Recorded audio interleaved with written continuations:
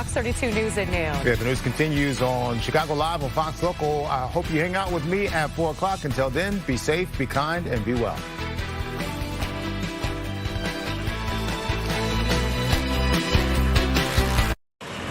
Next stop, share. Having some issues up here. We're going to work on fixing those. But thank you so much for being here on this Friday, everyone. We certainly appreciate it. And let's see. Jim, I can't see us. I'm wondering if they're seeing the same thing. Hang with us for a moment. We're working on it.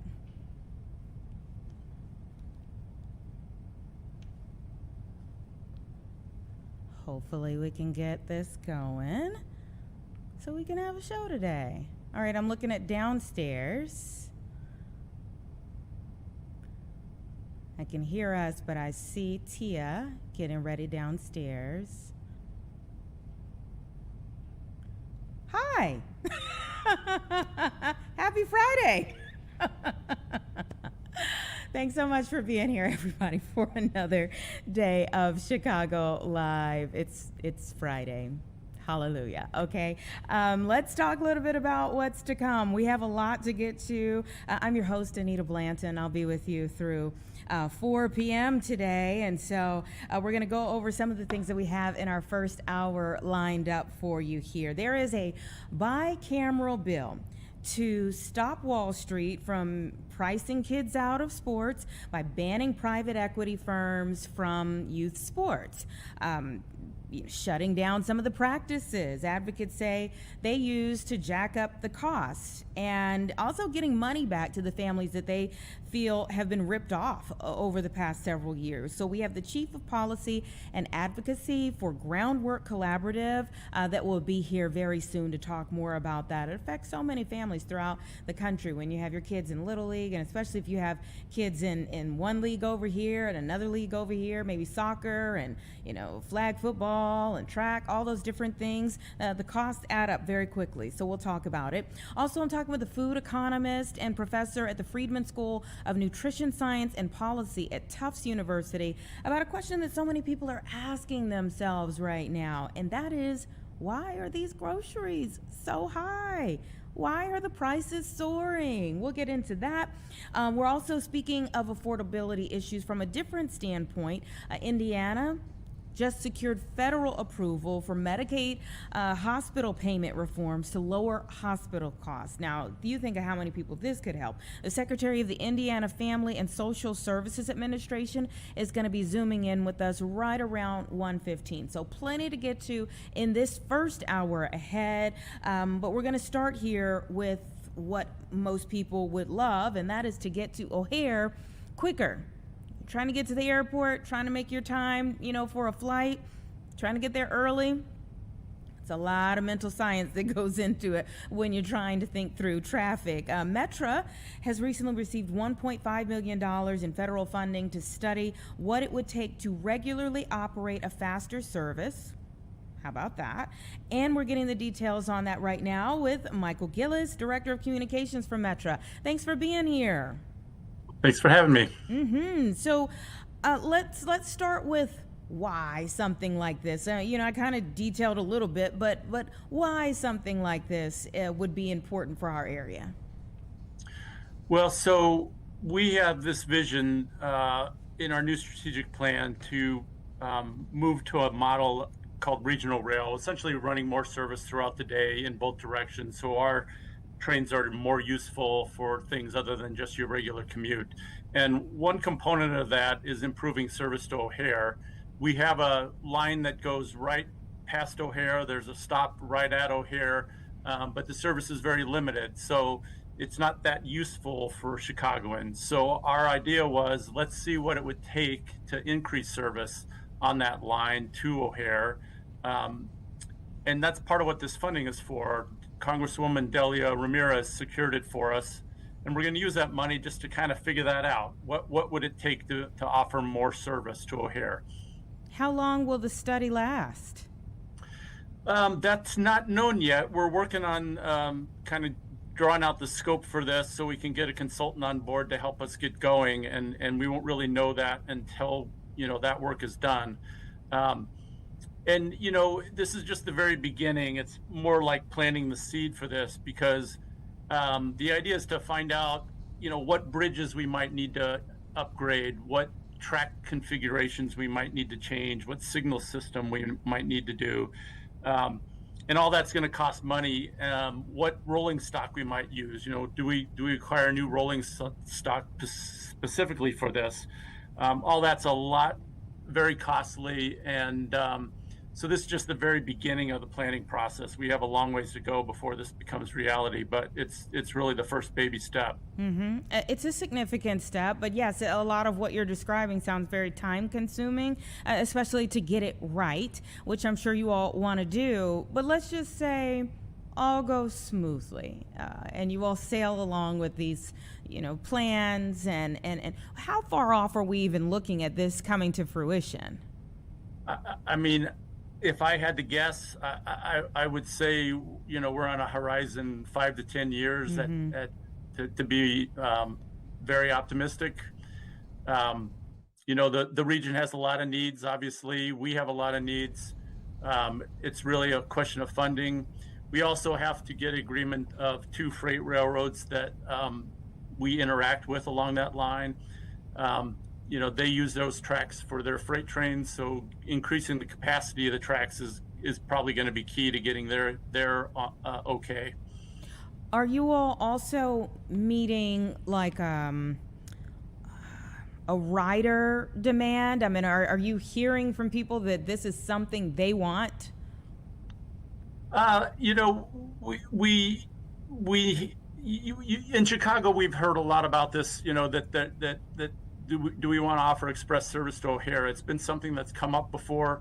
We have heard from riders who want it. We did offer it during the Democratic Convention last summer, 2 summers ago. 2 summers, yeah. It was not as well used as we hoped it would be. We think that was partly because the DNC was telling people to ride their shuttle buses instead. But the other component of this is that this line runs. If you look on a map of Chicago, it's right between where the CTA green line and the CTA blue line serve the city.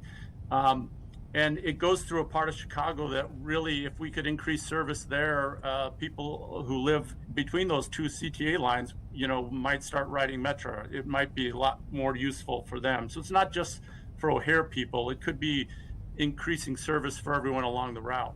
Sure. And I mean, when you think about the DNC, like the traffic was just for that specific purpose.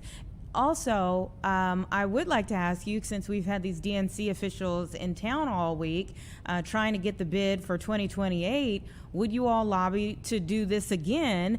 Or, I mean, would you want to try something different by then? Yeah, without talking to my bosses about the answer to that question, I would probably just say that we would certainly look at doing it again if it made sense, or doing something different if we can think of something different. Okay, you haven't spoken with your bosses. I get it. That was very diplomatic of you. So let's dig a little bit more into this, into the federal funding. So $1.5 million, like to the everyday person, that sounds like a lot, but in the scope of a Metro system, it doesn't seem like that's a lot of money. Is that enough for you all to really do something substantial? Yeah, I think, certainly enough to get us started in a substantial way. I don't really know how much exactly it will cover. But we really we have to start identifying, the real basics of what it might take to make this happen. And this will give us a really good start on that. Mm-hmm. Let's talk about the network plan that you all have, this system-wide network plan that you all are already in the midst of. What does that include? So, again, we go back to our strategic plan, which I called it new earlier, but it's really not that new. It's been there for 3 years. When we came out of COVID, our vision was, we need to think differently. We need to operate differently. We need to be more than just a 9-to-5 service.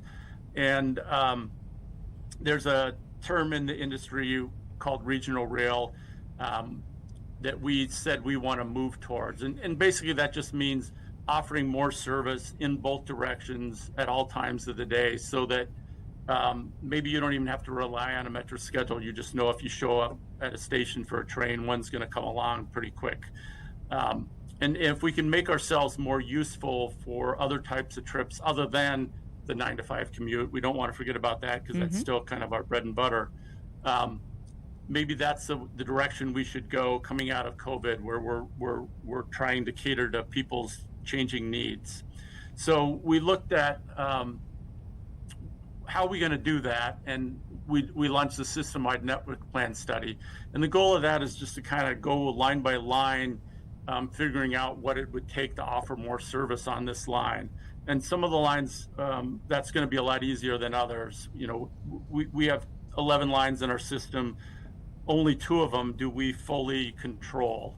And so those would probably be a little easier to add service on. That's the electric line and the Rock Island line. All the others, there's some sort of freight involvement that we would have to work with the freight railroads to offer more service. And on many of those, it's probably going to take capacity improvements to be able to fit more trains on the route. So the system-wide network plan is trying to identify what needs to be done on each line, and give sort of a ballpark figure of what that might cost. And for this My Metra Our Future plan, I mean, how much of it have you all checked off, and how much of it's still left to be desired?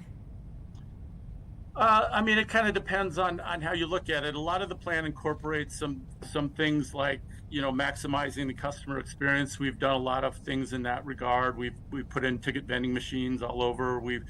We're probably about half our stations now have these new train tracking signage, so that when you go to a station, you can see a sign. It'll tell you exactly when the next train is coming. So there's a lot of components like that we have checked off. This main box on moving to the regional rail model, the first major box there is completing that system-wide network plan, and we're close to doing that. Well, thanks so much for coming on the show to talk to us about it. Anytime people hear about anything that would get you out to O'Hare, and I know this goes even beyond that, but anytime people hear about getting to O'Hare faster, I mean, ears perk up. It's certainly something that is there's a great deal of interest in it, and I know there's a lot of conversations as to how to achieve that. Yeah, exactly right. Thank you. Have a great weekend. We appreciate your time here on the show today. All right. Thanks for having me. All right. Take care. 1:13, everyone. Give us 2 minutes and we're back to talk about Indiana hospital reform.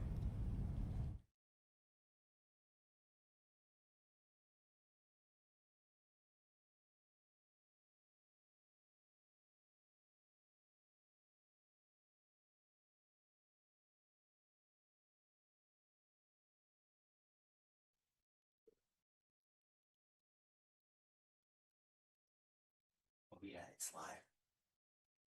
Should have told you that. It's live. Sorry. It's even better. It's live. It's live.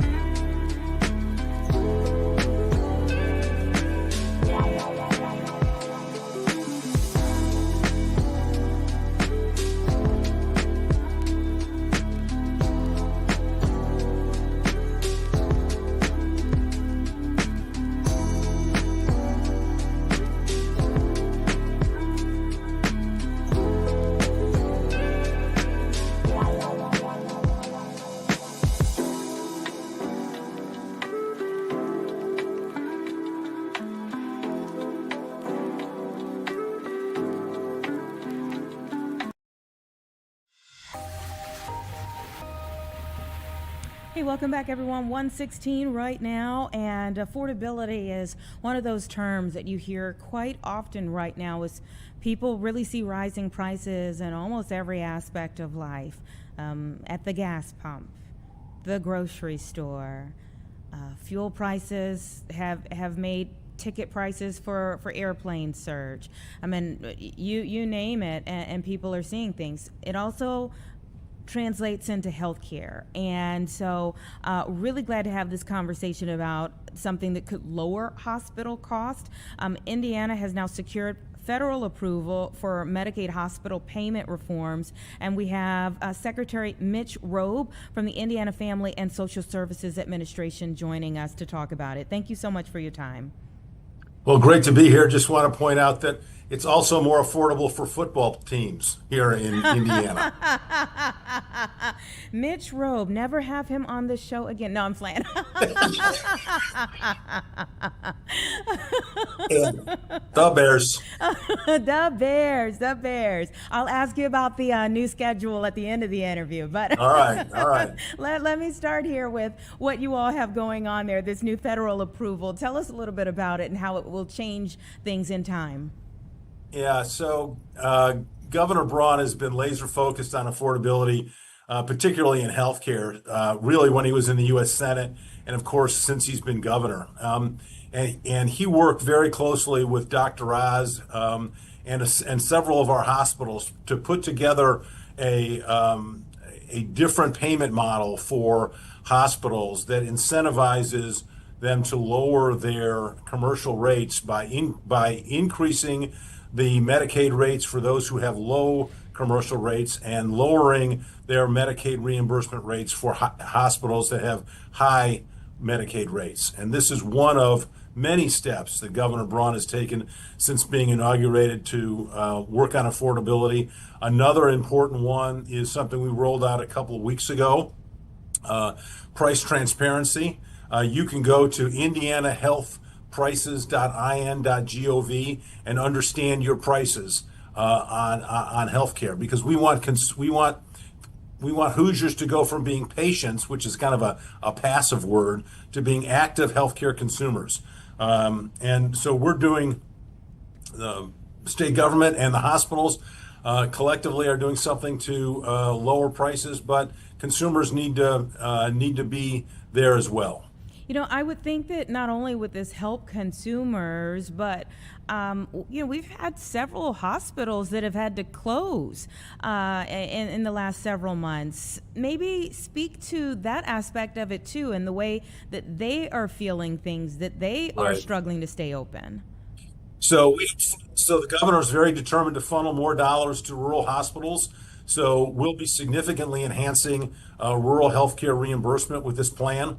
But we also have to recognize that the healthcare delivery model in the state of Indiana and nationwide is something that in the long run we can't afford. We need to create care models that can provide care at an affordable price, not only in rural settings, but also in urban settings. That's just a reality that as America ages, we need new models of care. Mm-hmm. Yeah, I think a lot of people would agree with you on that. And to that point, a lot of people kind of feel stuck in a wheel. So not only does this, if it is helping the patient in the end, if it is helping the hospitals to stay open, if it's helping the patients in the end, I would also think that from a grander, a larger perspective, it would encourage more people to seek out health care and change health outcomes in communities. Yeah, preventative health care is really an important part of this. And one can argue whether preventative health care in the aggregate saves money or not, but unquestionably it is better for the patient, right? And I'll use colonoscopies as an example. Mm-hmm. Katie Kirk's husband died of colon cancer, and she and many others indicated that we needed to do a better job on colorectal screening for cancer. That's not free, but it is far less painful, far less difficult for families if that colorectal cancer is caught early rather than later. So we're all about preventative care here in Indiana. Okay, now let me go ahead and get you to the topic that you really came here for. That's the Bears. So we're coming up on a very tight deadline for Illinois. I mean, the Bears said they want 2 proposals in hand very soon. Obviously, our legislature has until the end of the month to come up with something. Are you all kind of biting your nails right now, or you think you've got this thing, sewn up? I'm not really a part of the Bears negotiation. I'm certainly hopeful that the Bears move to Indiana. I think it'll be great for Indiana. I grew up as a Bears fan back in the day when Abe Gibron was the coach of the Bears. That gives you some sense of how old I am. And Bobby Douglas was the quarterback. So I'd love to visit with them in Hammond. And Hammond's a very welcoming community. I hope the Bears make that choice. And let me ask you this. I mean, last night we had a special as the schedule release was coming out, was firmed up. Were there any games of interest on there for you? What were your overall thoughts on the lineup? I'm excited about it. I'm excited. I mean, I've become a Colts fan since I moved to Indianapolis 30 years ago. So kind of focused on what that schedule looks like. And I still keep an eye on the Bears. I cheered them on passionately last year when they were in the playoffs. My father and my uncle, my brother are still big Bears fans. So when I'm not cheering for the Colts, I'm definitely cheering for the Bears. Does that mean that you have a closed door so no one sees that hat on your head? Well, there are some viewers. There are some viewers in Indiana on your program, I'm sure, who will see the Bears hat. That is true. That is true. This is an interesting time, of course, because they do have ties to both states, quite honestly, and there are some solid arguments for either state. But we'll see very soon the decision that they make. How would you see it changing things for the state of Illinois if you all did get them? I really, I have a lot of problems to worry about here in Indiana. Illinois' problems are not mine. How would it change Indiana? That's what I really meant to say. I think it would make a big difference up in the region. You'd have a real I-65 battle between the Bears and the Colts. It would be terrific for Indiana. Absolutely terrific. Great for the region. I think great for the Bears. Great for the fans. It would introduce all those Bears fans to a tremendous state that many people from Illinois have moved to in the last several years. Now I'm going to circle back to our main topic today through this because, there is the question of, can Indiana keep residents' affordability expectations in check, really? If you do get the Bears, would it change a lot from that perspective in terms of affordability if you did get this NFL franchise? Hopefully we do. I think the Governor Braun and the legislative team have put together a fiscally solid proposal, and it would be a win-win for everybody, for the Bears, for the fans, for all of Indiana, but particularly for Northwest Indiana. Okay, yeah. So we'll see very soon. Again, once they've got those 2 proposals on their desk, if they get a second one on their desk, quite honestly, you all have done the work. But if they get a second one, that they can mull over what their decision is. For the main announcement today, when it comes to these hospital costs, when will people actually be able to benefit from this? Is this an immediate thing, or does this come in time? It'll take. I mean, healthcare happens slowly, yeah. Right? And you got to start somewhere. And this is a project we've been working on for over a year. It'll roll out over the course of the next several years. We need another approval from the feds to really supercharge this. The Governor Braun has been working with Dr. Oz closely. Dr. Oz very focused on the affordability issue, as is Governor Braun. So we hope to have more news on this and the Bears in the future. All right now, and I would love to see what you do with that hat after I let you go here. If you change it for a Colts hat, we're gonna come. We're gonna have some problems with you. We gotta tell someone to come find you. All right, go Bears. Go Bears. Have a great weekend. Thank you so much for your time. Oh, goodness. That timeline is getting tight, everybody. Whew, you don't know what's going to happen. Oh, he took the hat off. He took the hat off. The Zoom wasn't cut yet.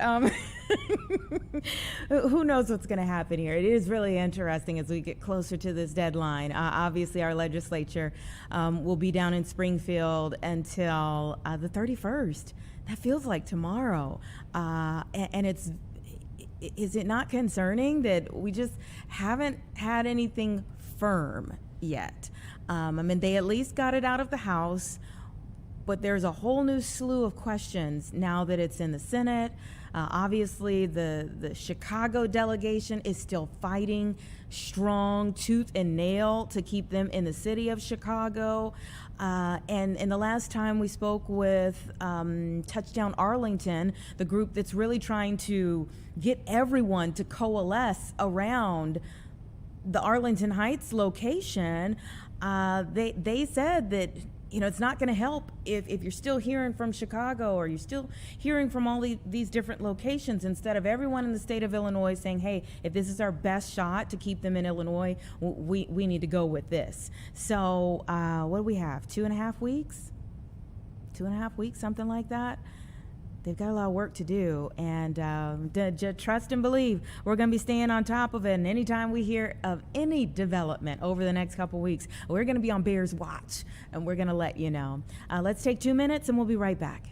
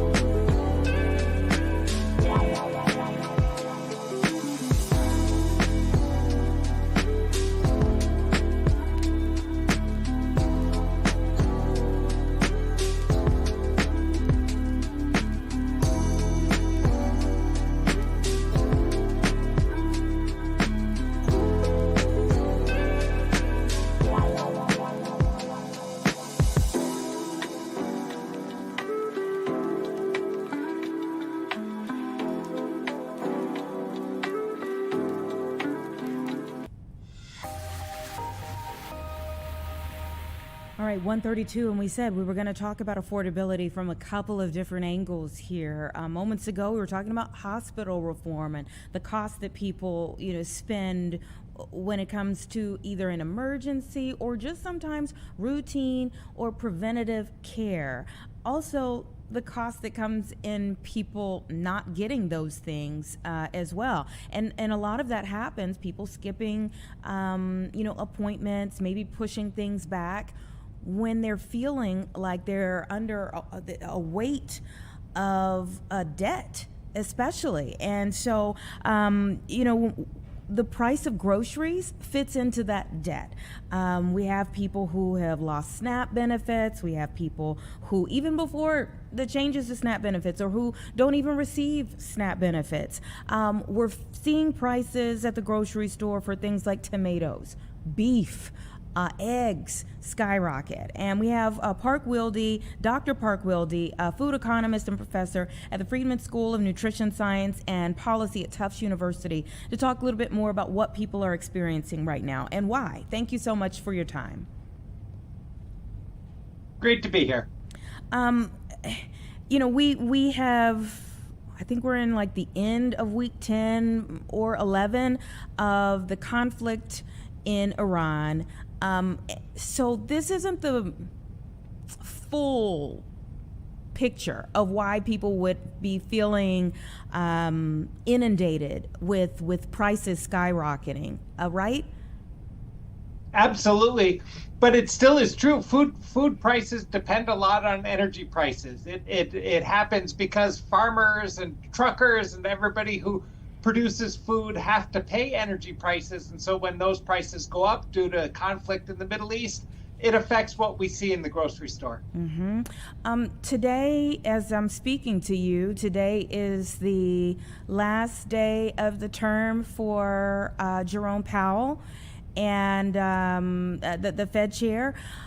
There's been so much conversation around like the rate of inflation, and will they change time and time again? Will they change that interest rate point? How does this factor into that?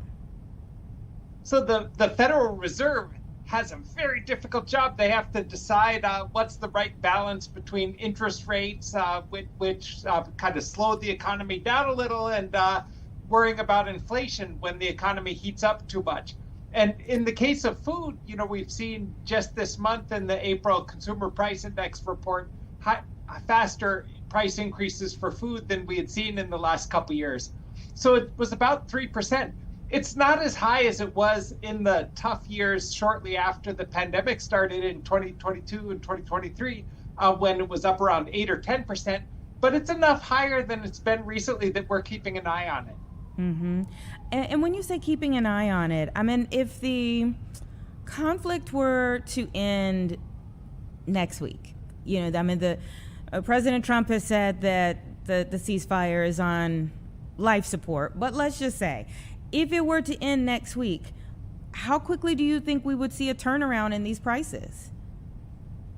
I think usually for the overall consumer price index in food, once it goes up, it stays up. The real question is whether inflation is going to slow again, which I think it would if the conflict resolves fairly quickly. So we hope it does. It was interesting that you mentioned about SNAP earlier in your presentation, because the SNAP program, which serves low-income Americans, also has a price adjustment. And so these price changes also affect the cost of how much these programs cost, and affect whether people are going to be able to keep food on their table. Yeah, I mean, there's such a chain reaction with these types of things, because we think about, like, yes, the price at the grocery store, but that's not really talking about the prices that the farmers are having to pay right now for things like diesel or fertilizer. Exactly. Fertilizer is a big deal. The two reasons why food prices are connected to energy prices are partly because of cost push. When energy prices go up, farmers and other people have to pay higher energy prices. But they're also connected because we use some of our agricultural products for biofuels. It goes into the energy and the ethanol that goes into our gasoline tanks. And so these markets are closely connected to each other. And does this take us back to the Strait of Hormuz, or is it more vast than that?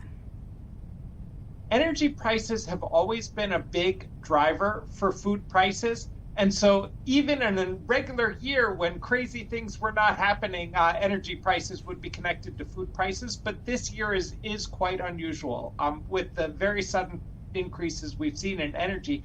Energy and food are the two most highly fluctuating parts of the consumer price index. And so we've seen both have reasons to have some upheaval recently. So for people at home who are, trying to figure all of this out, I mean, what would be a sign that things may be getting ready to ease? What would be a sign that things may be getting ready to turn around? Of course, economists like reading the Bureau of Labor Statistics data. People, when they go to the grocery store, sometimes the pessimist in you gets you focused on whatever increased most. But some foods are always going up in price, and other foods are going back down just because of supply and demand. And so I would say one message is don't panic. Keep an eye on these food price increases. But notice what's happening on average across all the foods. Sometimes if one food product is increasing rapidly in price, others are not increasing so fast. And so I think there's still opportunities to look for where the bargains are. Mm-hmm. I always want at least a little silver lining. But on the flip side, what is most concerning about all of this to you? For me, one of the things that I worry about is that as part of recent legislation, the government has decided that future updates to the maximum cost in the SNAP program have to be cost neutral. And so they still get adjusted for inflation, but I worry that we're less responsive than we used to be for food prices for those who need it most. Mm-hmm. And I mentioned Jerome Powell being on his last day. Kevin Warsh would be the next chair of the Federal Reserve. Obviously, he would be coming in with maybe a different mind frame on how he sees the economy, how he sees interest rates. How do you think that could influence what we're seeing? Of course, we're all on pins and needles to wait to see what happens next, because I think there's a temptation for the incoming chair to take it easy on worrying about inflation and to try to get interest rates lower. But nobody's quite sure whether that's actually going to happen. Mm-hmm. If he did get interest rates lower, let's say, each time, let's say over the last year that the Fed chair and the governors have met, whenever you kind of look back on like who voted for what, usually there's at least two people who say we need a significant rate cut versus others who say hold up, leave it steady. So Jerome Powell has said he's going to stay on as a governor. So you would imagine his mind frame is still there in terms of a vote. But if they were to do a rate cut, how quickly would people feel that? Oh, here you are talking to a food economist, and these are some of the biggest, hardest questions in all of macroeconomics. And so I think the big pattern is clear, but working out the details of that exact timing is something that some of the smartest minds in the country know better than I do. Mm-hmm. It's tough. I think so many people are just waiting on word of some type of relief in some type of way, because it seems like everything is hitting everyone at once. Yes, the food prices, but then like we said, the farmers trying to get people the food, or the trucking companies trying to get the farmers' products to the grocery store. There's just so many different things that that we mull over in the full scope of what's going on. Exactly. Well, thank you so much for coming on the show to help us at least sift through it a bit as we continue to see what will happen next, especially with this the new Fed chair and what they decide moving forward. It's a pleasure to talk to you, Anita. All right, take care. Have a great weekend. As I said, a Fed Chair Jerome Powell will continue to stay on as a governor. He has said that. The last time we actually brought you the meeting, the press conference right after their meeting, right after their vote, he did say that he was going to stay on as a governor, but it will be very, very interesting to see the direction, the leadership of the new Fed chair, and how, even if he influences rate cuts from here, how that affects everything else, how that impacts everything else. Because as we said, circling back to the top of the conversation, everything is interconnected. Everything is interconnected. So very interesting things to see, especially as we go into the summer months. 1:43, give us 2 minutes and we'll be back.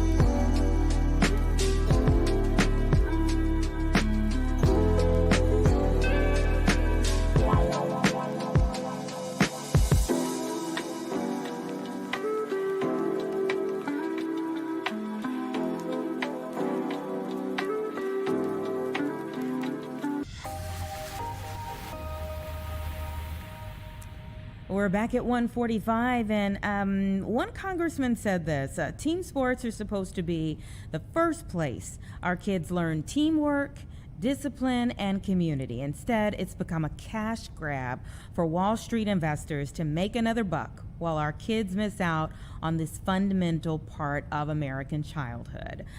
We have Alex Jaquez, the Chief of Policy and Advocacy for Groundwork Collaborative, who's joining us today as we sift through the Let Kids Play Act. Thank you for your time.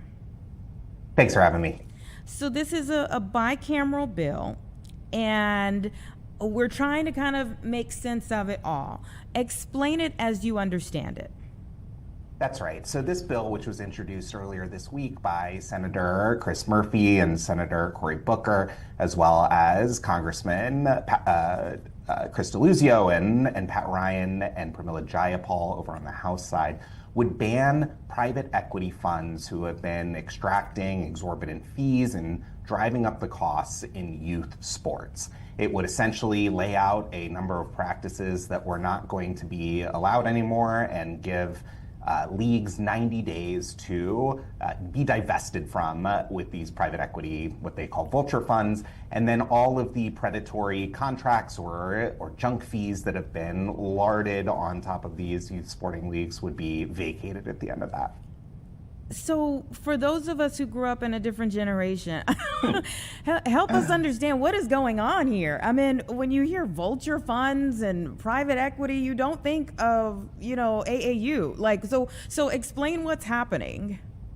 It's stunning. And really, this is personal to me. I grew up playing baseball competitively, travel baseball too. I played baseball at Division I college when I was younger. And this was just starting to gain traction when I was a kid growing up. These travel leagues, these AAU leagues, and these special tournaments. And what has really happened over the last 6 years, it's really been over the COVID pandemic period, is that these leagues have really been hijacked by Wall Street, by private equity funds that see this market as a huge opportunity to make money.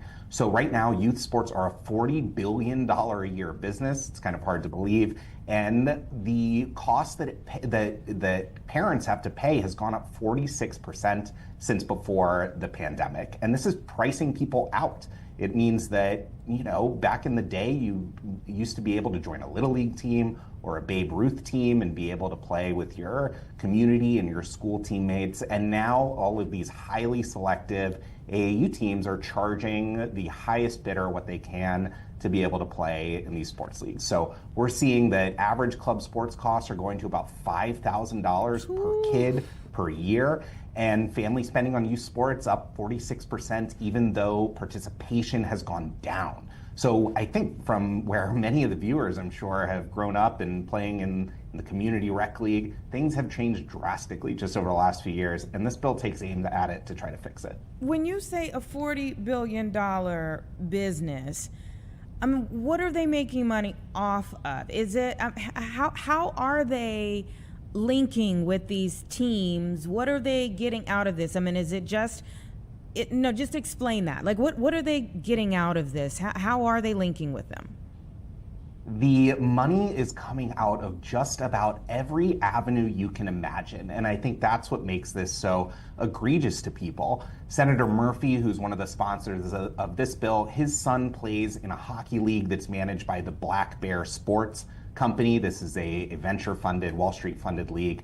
And he was told to stop filming his son's hockey game because they have exclusive deals with a streaming service that costs $50 a year for the app for the parents to stream their own kids' games. So it's this streaming access, the app access. It's the fees just for signing up and playing, special tournament fees for the special AAU tournaments and travel tournaments they go to, and quite often facility fees. The funds will buy up hockey rinks or sportplexes, and they will charge facility fees to teams to be able to use them to practice and play. My mind is like right now. I have never heard of such, and I've never heard of such. So in linking with these teams, was this like an act of desperation for the teams to link with these firms so that they could stay in practice? When I think about a lot of Little League teams or Pop Warner football, the kids, the parents essentially are year round doing fundraising, trying to get to the next championship or the next big game, the next tournament, all of those things.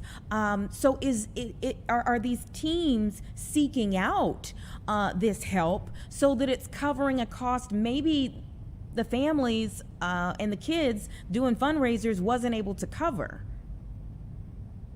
Yeah, it's a good question. And of course, the dynamics are going to be different in different places. Certainly, some of these leagues and municipalities have seen this as an opportunity to get more upfront funding for youth sports or for construction of new facilities. We've seen that quite often where new facilities have been paid for essentially by these investment firms. But then I really think also it was an opportunity for these Wall Street funds. And we've seen this in a number of industries where if you take just a few individual and independent organizations, and then what's called rolling them up. You combine them under one roof.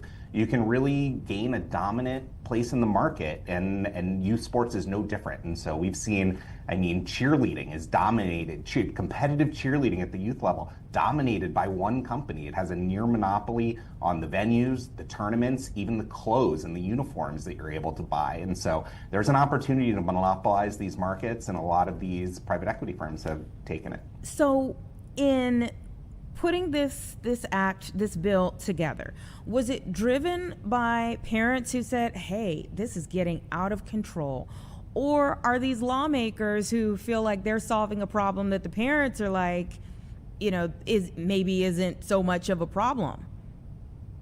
I think it's both. Certainly the parents are crying out for help. We've seen this become a bigger and bigger issue in different localities, people complaining and going to find whatever help they can to prevent the extraction of these fees from local communities. But then I think what has been particularly important for this is that we've seen a lot of these lawmakers are parents. They are experiencing this firsthand. They are getting a taste. Like you and I, they grew up in a different time when kids sports were not like this. And now they're putting their children into youth sports for the first time, and they're seeing these practices in person. And I know that's something that these legislators have talked about.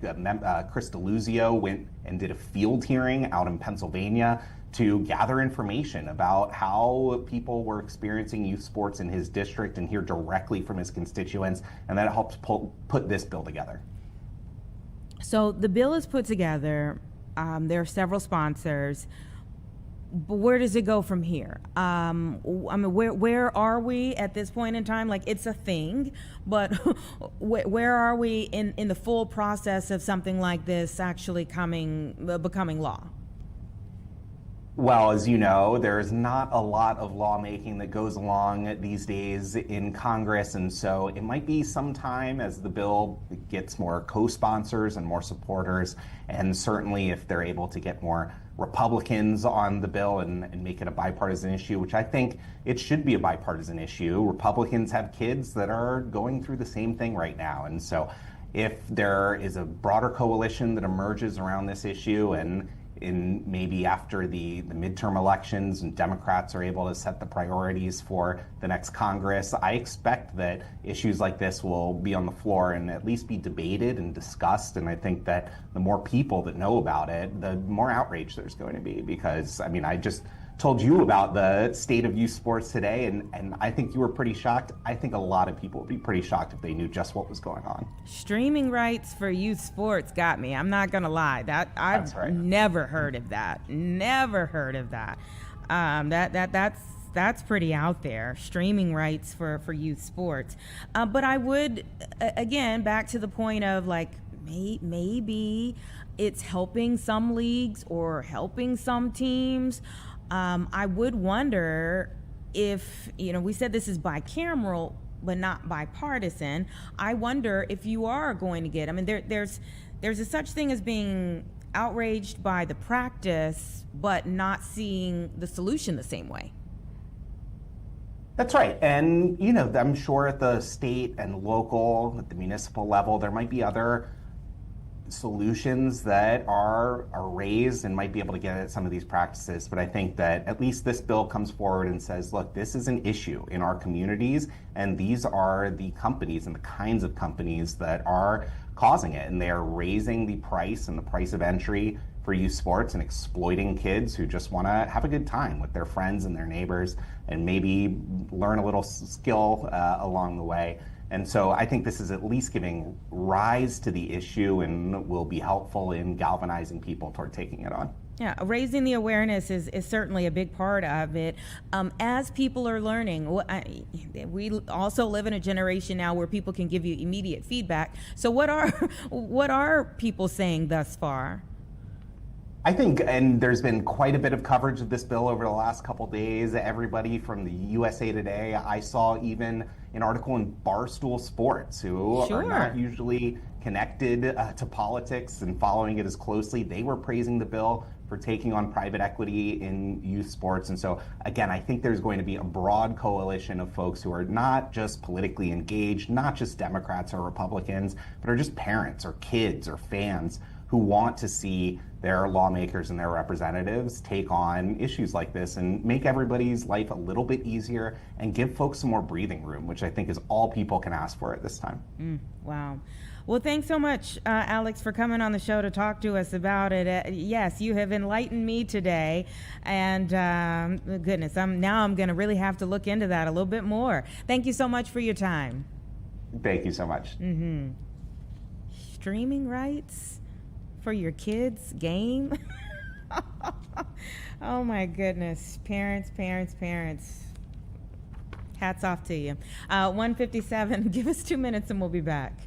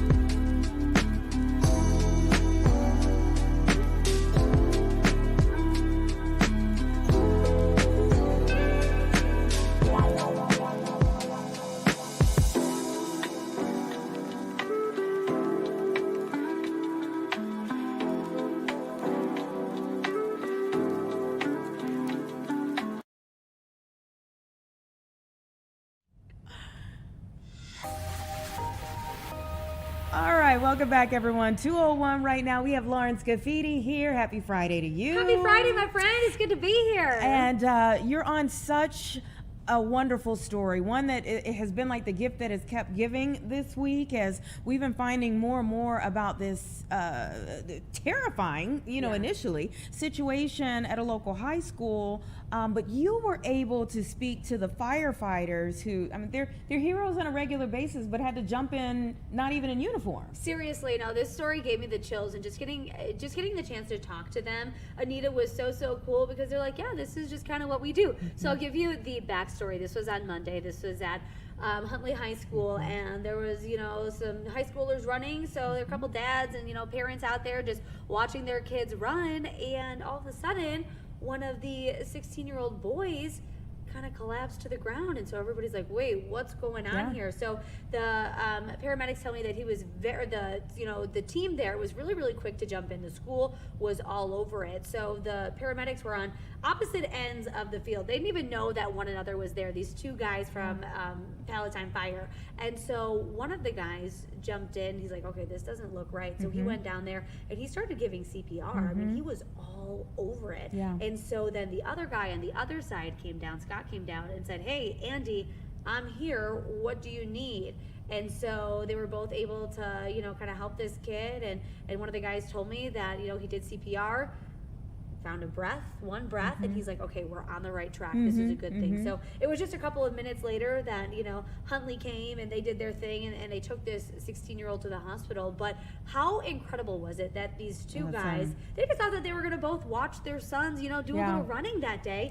Next thing you know, they're saving a 16-year-old's life. I mean, incredible. And you talked about 2 minutes. Those 2 minutes could have been the difference between life and death for the 16-year-old. So I asked them, I said, do you ever get a chance to just turn it off? And I kind of made, a nod to our industry as well. I said, I can't see anything out in the world without thinking, oh, that could be a story idea. I can't watch a movie without saying, oh, that was an interesting edit, or that was a jump cut. You know what I mean? So we're always, kind of in that journalism mindset. I said, are you guys the same way? I imagine that you guys can't really turn it off. And he said, 1 minute you're in dad mode, just watching your kid run. The next minute you're in work mode and you're ready to go. And he goes, we do this kind of thing all the time. You don't even really think about it anymore.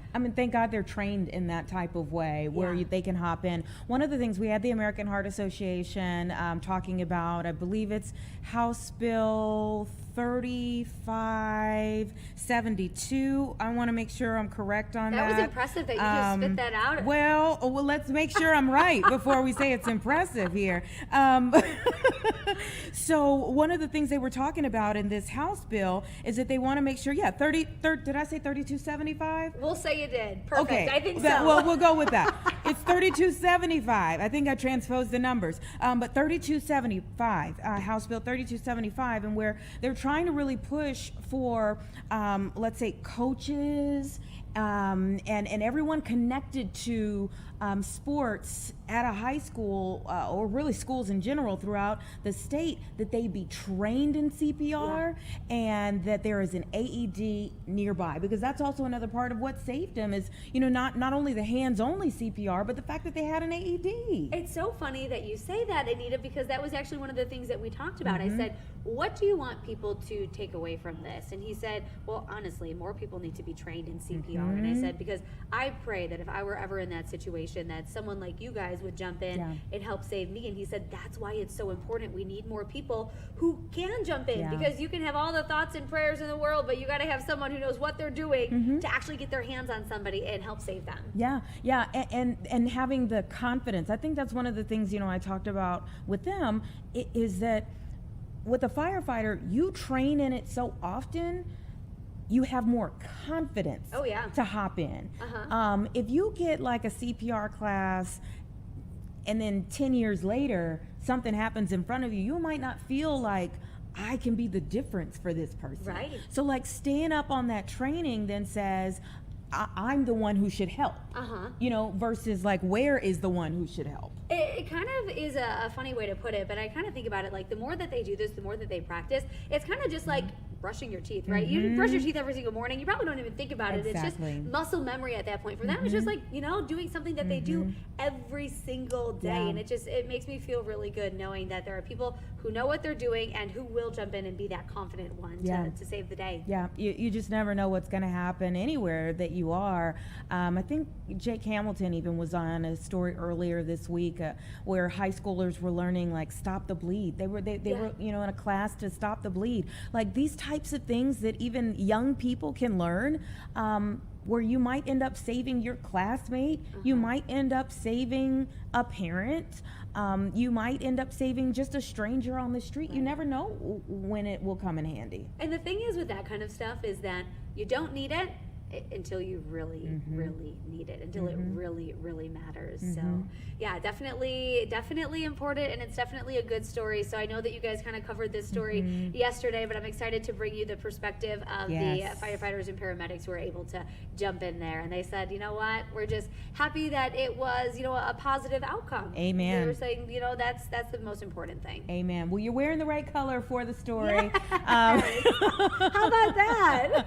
And we look forward to seeing it. It's a wonderful story for people to see and to be inspired by as well. I think the more people who see that story, then maybe kind of think in your head, like, maybe I could be the one for somebody. Maybe that'll inspire somebody else to go get CPR training very soon.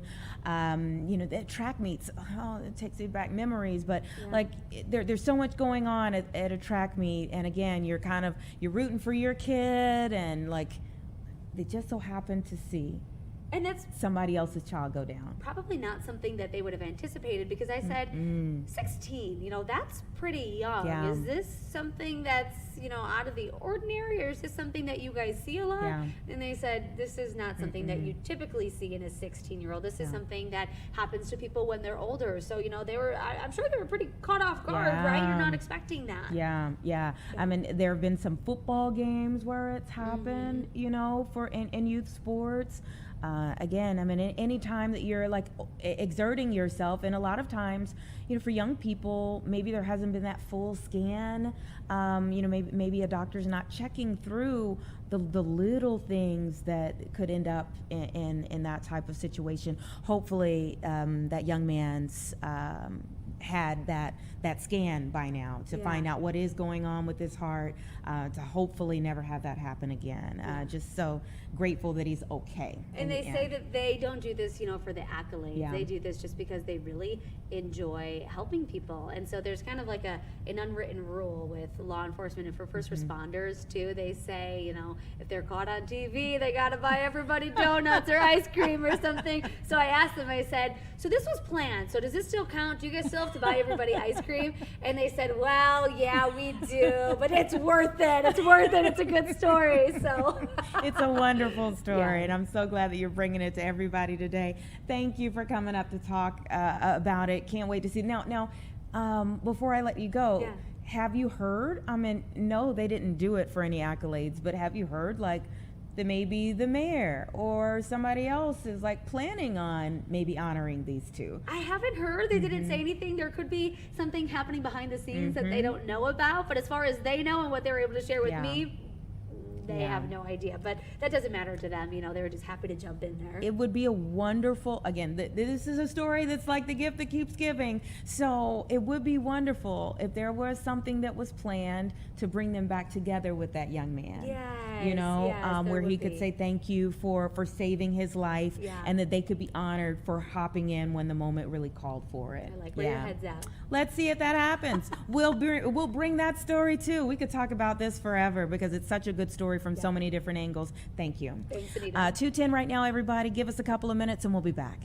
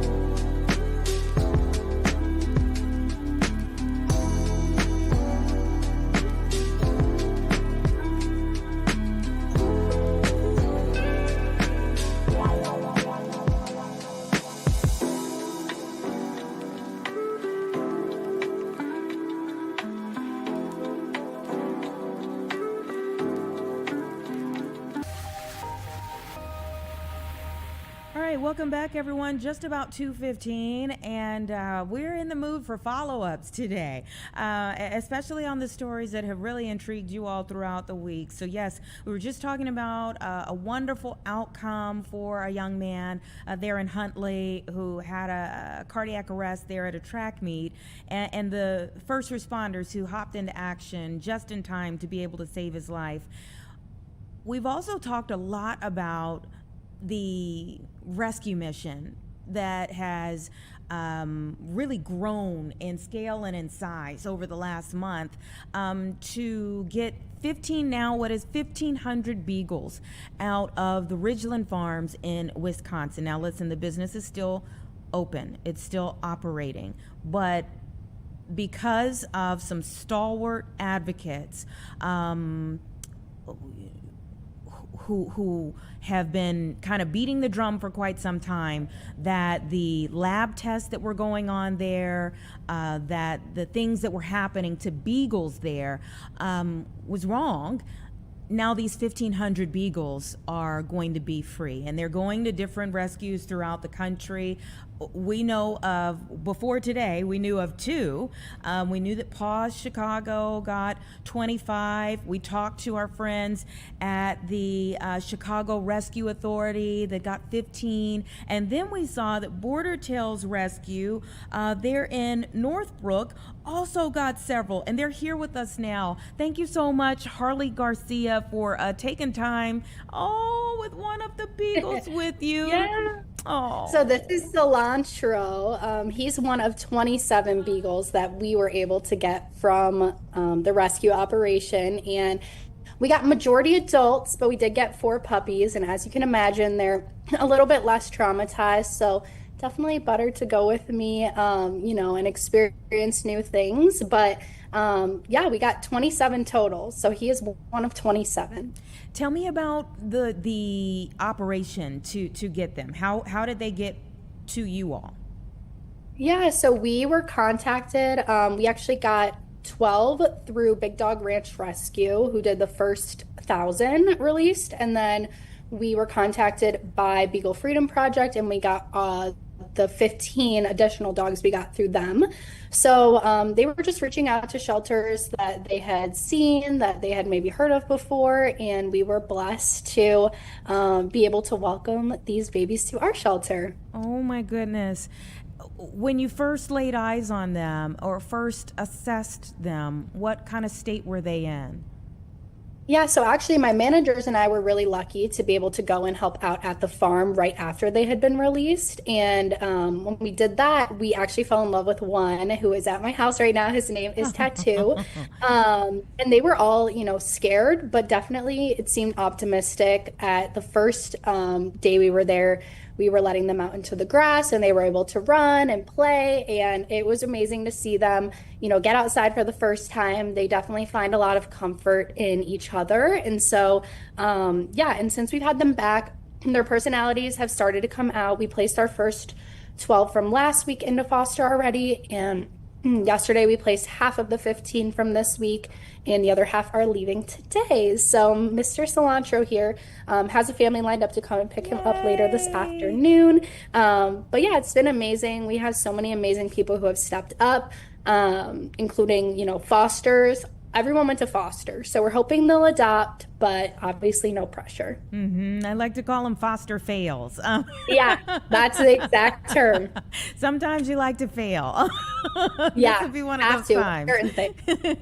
It does seem like even Cilantro has just bonded with you so quickly there in the last few days that you've had him. These dogs have been through a lot. So what would you say to, or what have you said to families who are considering fostering or adopting them? Yeah, I think the biggest thing is that everyone's attracted right now because obviously it's making national news. And while that's so amazing, these are long-term project dogs. The puppies, of course, are going to adjust quicker, but the adults that we have, which is majority of the group, they don't know how to walk on the leash. They're not housebroken. So they definitely need a good decompression period, and families who are with them for the long haul, because things like potty training, how you may potty train a puppy in a crate. That's not going to work for these guys because they are, kept in crates. So they're used to going to the bathroom in their crate. They don't know how to walk on the leash. So we've really just been stressing the importance of patience and then also what a big flight risk they are, because if they get the chance to run, they will run. And so we have some really strict guidelines in place for our fosters that we utilize with all of our dogs that are adopted from us, but especially for these beagles, because the last thing we want is for them to get out, because they are still, even when they make progress, they are still spooked by a lot of things like the ceiling fan they've never seen, air conditioner, TV, all the things that we kind of take for granted with our regular dogs. These dogs have never seen. So they're a big project, and we want families to understand the long-term commitment that they have to make to the dogs. And I mean, taken in 27 for you all, I mean, it's wonderful that you're getting foster families, but what kind of capacity issues has this created for you all? We've been really lucky to have such a great outpouring of support for them, and honestly have more applications than we have beagles available. And I think one really important thing for families who are interested to keep in mind is these dogs from this situation are not for everyone. We keep saying that over and over. They need a really specific home, but we have over 150 dogs in our shelter at any time. And so for us, the biggest thing is those families, potentially considering taking in one of our dogs that is here who may not need as much, long-term work. But we really are stressing the importance of that. Yes, these dogs are making national headlines, and they obviously have an incredible story and an amazing future ahead of them. But we have lots of other dogs just like that waiting in the shelter who may not be, in the media, or their stories not being told, that are just as deserving of a forever home. Tell me about Border Tales Rescue. I mean, how long have you all been around? I'm seeing you all are woman founded. So tell me a little bit about you all. Yeah, so we're run by women. Women run the world, right? But I founded the shelter when I was a junior in college in 2020. So we've been around for just about 6 years since I founded it. We've adopted out around 10,000 dogs. We started really with the hope of taking in dogs from Mexico, but it's really grown. We have taken in the largest number of dogs at Chicago Animal Care and Control last year, which is something we're really proud of, is helping locally, but also extending, our reach out internationally as well as all over the country. We get dogs regularly from the Korean meat market, assisting with hoarding cases like the beagles, pretty much wherever we're needed. We specialize in medical cases, so we're always looking for donations to help support the amount of medical needs that we have here at the shelter. But we're located in Northbrook, and we always take walk-ins, so people are more than welcome to come and visit and see what we're all about here. You mentioned donations. How can people help you all? Yeah, you can donate through our website. It would be bordertailsrescue.org/donate. We also take in-kind donations, things that people don't think of, like paper towels and laundry detergent. Obviously, dog supplies, dog food, collars, leashes, crates, all of that fun stuff. And then obviously monetary donations are always needed to cover things like rent and staff and medical care for the dogs, especially with as many as we have. It does get expensive to care for them long term. You can also foster, adopt, donate, volunteer. Honestly, just engaging with our content is really helpful. The more eyes we can get on the dogs, the better chance they have of finding their forever homes. And I mean, when did you start to hear about what was going on at Ridgeland Farms? Honestly, probably about a month ago. Funny enough, one of our volunteers actually was part of the original open rescue that had gone on. And she said, if I come into possession of beagles, would you be willing to take them in at the shelter? I said, yeah, of course. So we kind of got connected with a team who helped place the Big Dog Branch rescue dogs, and we committed to taking 8. We did end up with 12 from them. And then Beagle Freedom Project contacted us. So we heard about it through a volunteer who was involved, and that was the first time I had heard about it. And I think now it's definitely making news, but it wasn't as big of a story before this agreement was made. I mean, it's huge that to see how it has grown over time. And we've spoken with protesters in the very beginning, the open rescue you were describing there, or those who were lobbying on Capitol Hill. We've talked to journalists there in Wisconsin that have been following this for even longer than we've known about it, which is why I was kind of asking you, at what point did you hear about it? Because it does seem like there's just been this groundswell, like a few people knew, then a few more, and it's just gotten bigger and bigger to the point of you being able to hold little cilantro there. Yes. Yeah, I mean, it's amazing. And I think that it's a great testament to the community coming together, and what the media can do. Because at the end of the day, this story wouldn't be what it was without, the media making it into such a big story. And I think also the fact that so many were released at one time, that doesn't always happen. And so it's a step in the right direction. There's obviously still work to be done, but we're happy for the Beagles that were able to get out, and hope for the others that are still there to be able to get released, hopefully, soon, or at least eventually. Yeah, I think I've heard there are over 600 that are still there. And then there's maybe another facility that has thousands. So, Yeah, there's one up in New York, and I heard they have 26,000 animals there. wow. Wow. Yeah. So as you said, the work maybe is not done, but it's beautiful to see, and I would love for you to maybe expound on your feelings of the community of animal advocates who have banded together in this mission. Yeah, I think as great as it is to do the work and to get the dogs here at the shelter, we're nothing without the community. We've met so many already incredible people through this, even those who haven't, been able to foster, or maybe we didn't have a dog for them. We've met so many incredible people, and the support nationally for the whole operation has been incredible. And for us especially, I think, we already have had such an incredible community that always stands behind us, but expanding that out into something, getting more people involved, and just getting them to understand the things that happen to animals daily that, we don't think about, and, we just don't recognize all the time. I think that it's, been amazing for the animal welfare world. And if I had anything else to say, it's just go support your local shelter. If it's not us, there's some shelter out there near you that could use your support in any possible way that you can. And there are so many free ways to support. You don't have to be able to take a dog home or donate money, but they could use your support, long term, so that when situations like this come up, we know we can rely on the community to help us be able to, successfully take on an operation this size.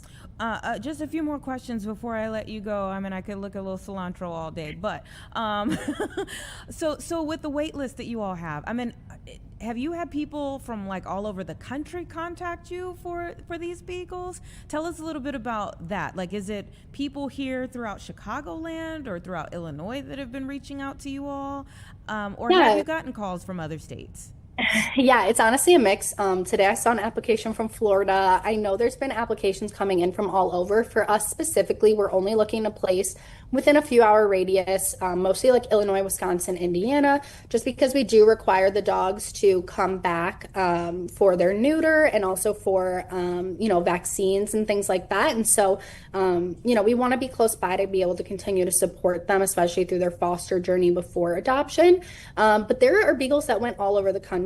I think people just need to keep in mind 1,500 is a big number, but there are a lot of people interested. And so you may not be the one who gets a beagle from Ridgeland Farms, and that's okay. There are other dogs out there that could really use your support and help. But we've been getting people from all over and trying to direct them to the rescues that we know took them more in their area, just because it is important for shelters to be able to locally support their fosters and adopters. And has this just maybe, I don't know, has this strengthened your resolve in what you do? Yeah, I think this is a great example of the work that we do, stepping in and helping in situations that are so large like this. I do think, it's we've always had a wonderful community, and it is really so helpful to be able to add people to to our community. And it's amazing to see them already, especially last week's group, go from being petrified, coming to us right off transport, to opening up in a home and running around and playing with toys. My own foster at home tattoo, he's playing with toys now, and he's coming up to us for pets occasionally. He gets on the couch himself. So those are big steps that seem small, but for dogs like this, it is really big. And I think seeing their journey already has, it warms our heart, and it's, what our mission is about. We're so invested in this.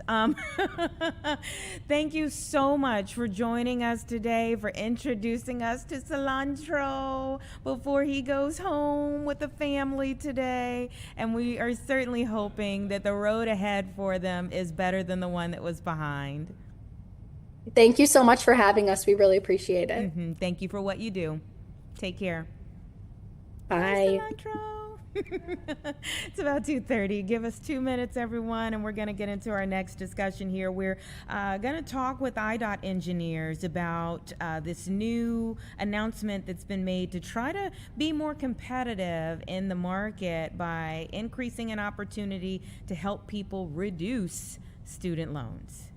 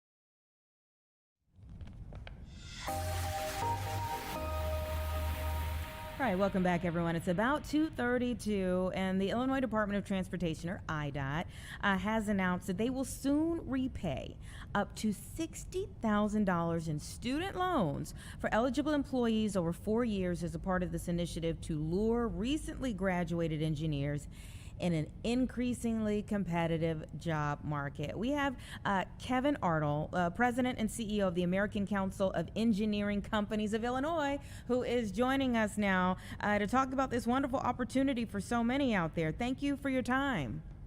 No, thanks for having me.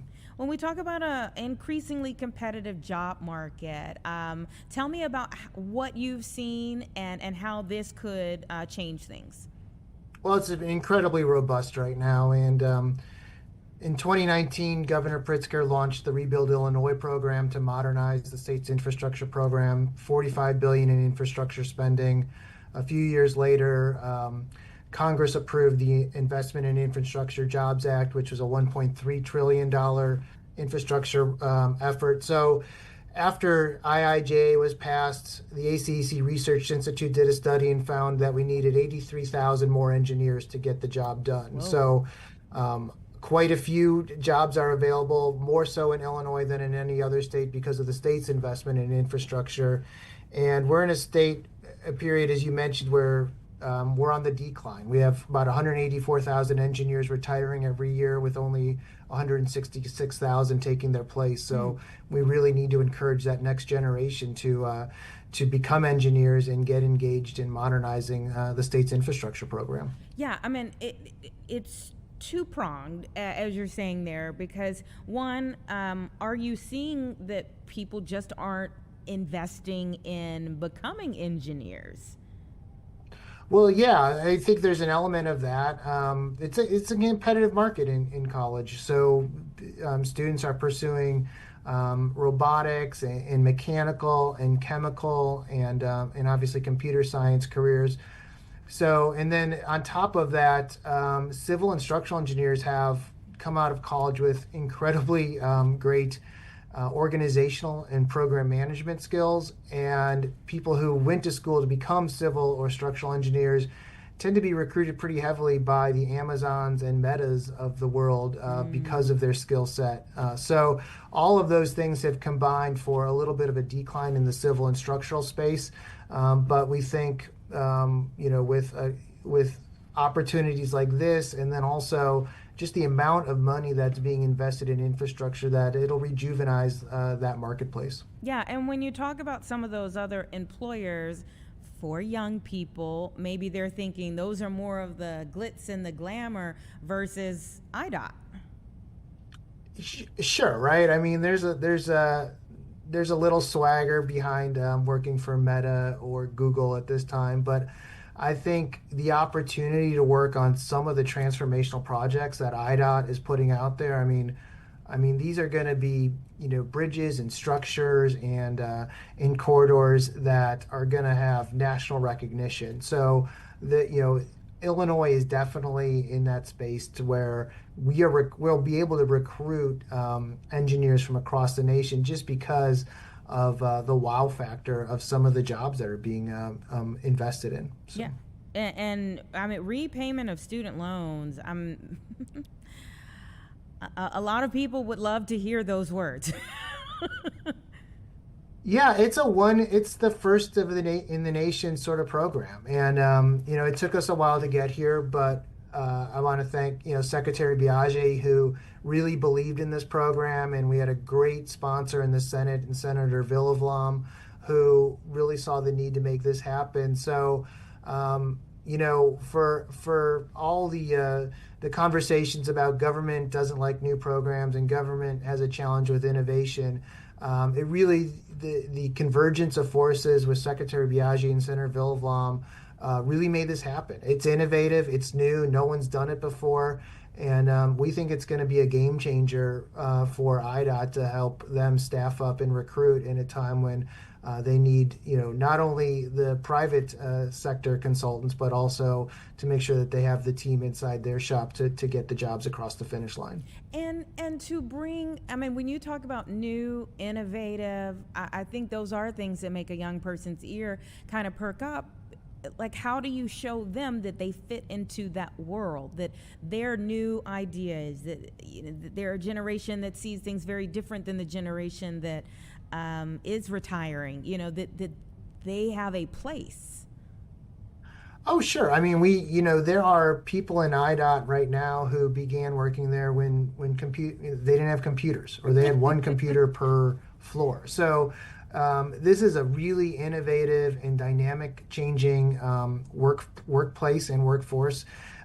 So I think new and younger engineers are going to have that opportunity to use new techniques, utilize AI and digital modeling and everything that's really emerging here to build that next set of infrastructure projects in Illinois. Talk a little bit more about that. The next frontier of infrastructure projects. Where are we going with things? What are some of the things that are planned that you can talk about? Sure. I mean, you're looking at the whole range of meeting the moment for electric vehicles. So there's conversations about dynamic charging. There's conversations about in-road charging and static charging. So those, in the and the intersection between traditional roads and electric utilization. So there's that element. There's smart road technology. Fiber is being laid inside the roads right now to give drivers and agencies real-time intelligence on traffic patterns and if there's any issues or challenges ahead, and all that's going to play out in the next 10 to 20 years as we get into connected and autonomous vehicles. So really the infrastructure network that's being laid now is going to help the advancement of automated vehicles, connected vehicles, and a really smart transportation infrastructure in the next 10 to 20 years. Do you see the legislature supporting that path? I mean, financially? Yeah, I mean, absolutely. I mean, Governor Pritzker and the legislature approved Rebuild Illinois with a bipartisan margin, largest investment in infrastructure ever in the history of Illinois. And right now, in the totality of the U.S., the Illinois Department of Transportation has, one of the largest, if not the largest, programs going on. So there's a real commitment here because we are in the center of the nation. I mean, if there's a good,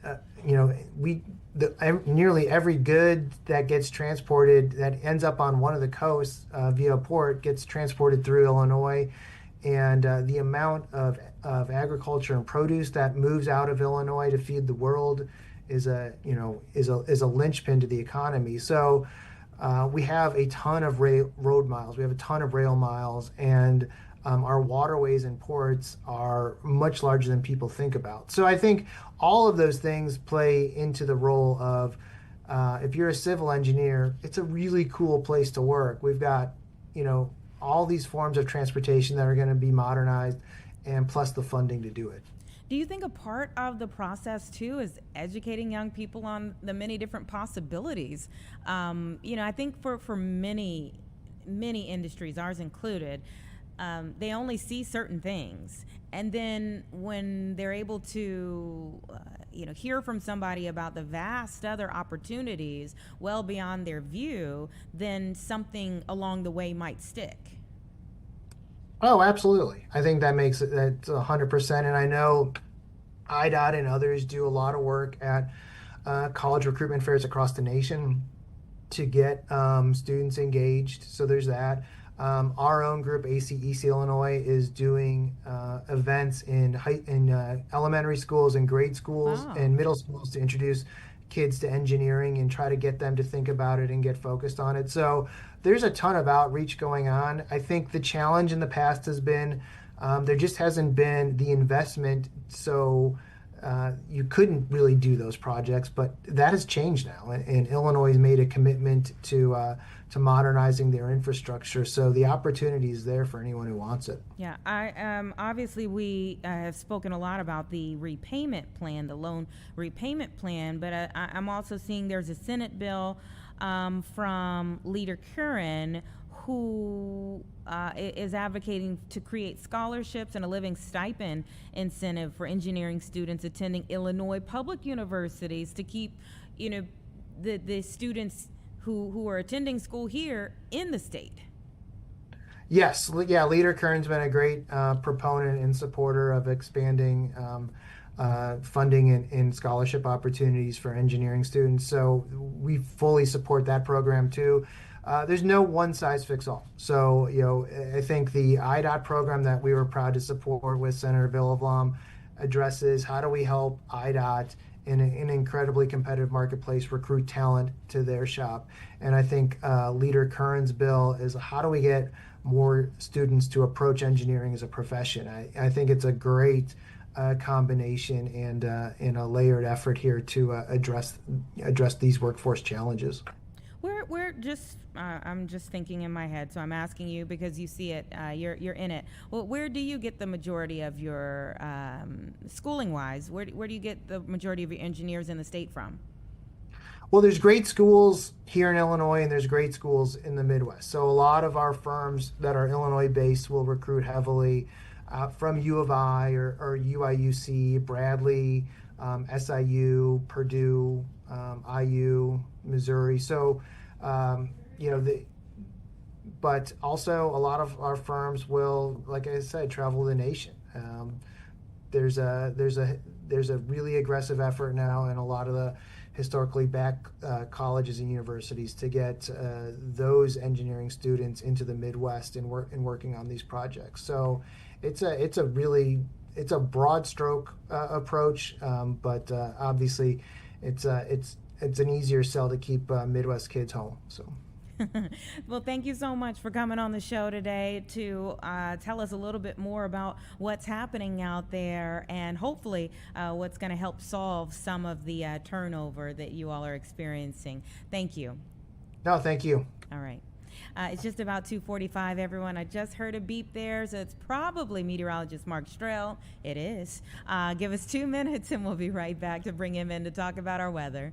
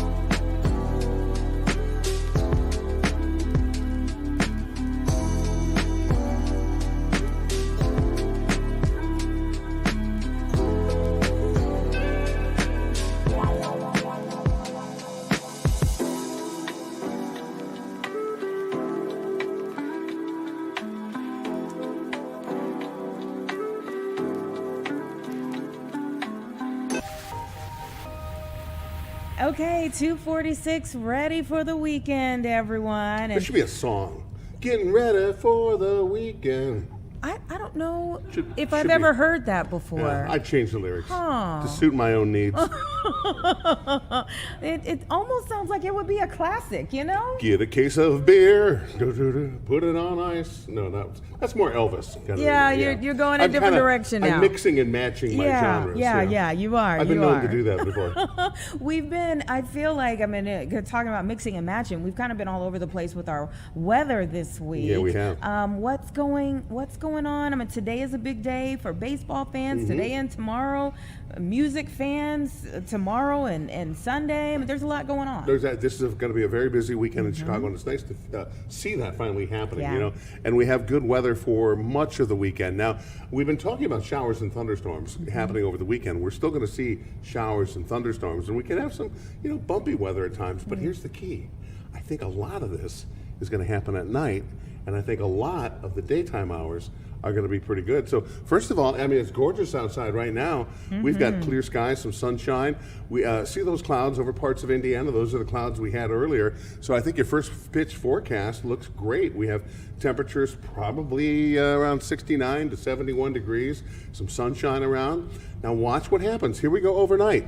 See those showers and thunderstorms popping through. But here we are at 10:30 tomorrow morning.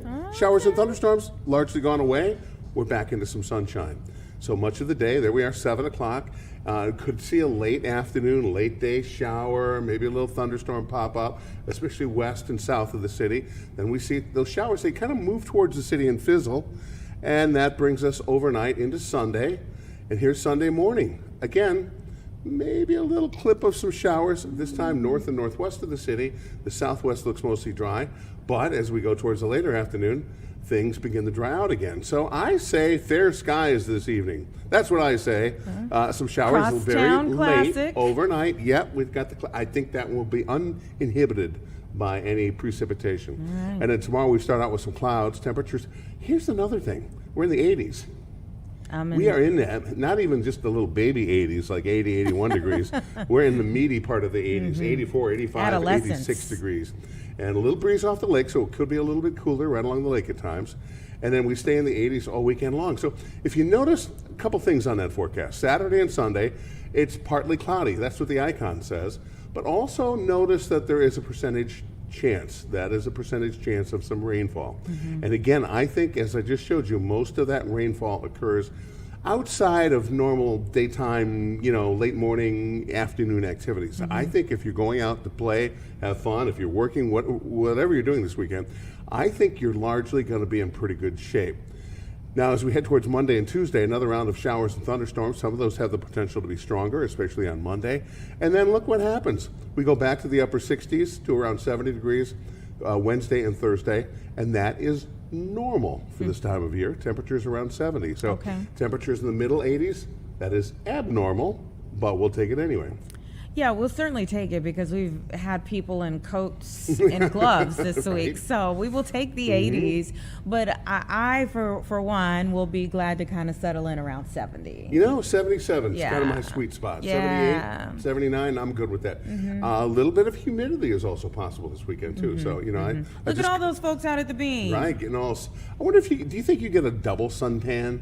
You get the rays of the sun, and then you get the rays, the beanie rays, bouncing off. I bet you do. Well, I see a lot of sweatshirts, so maybe not suntans.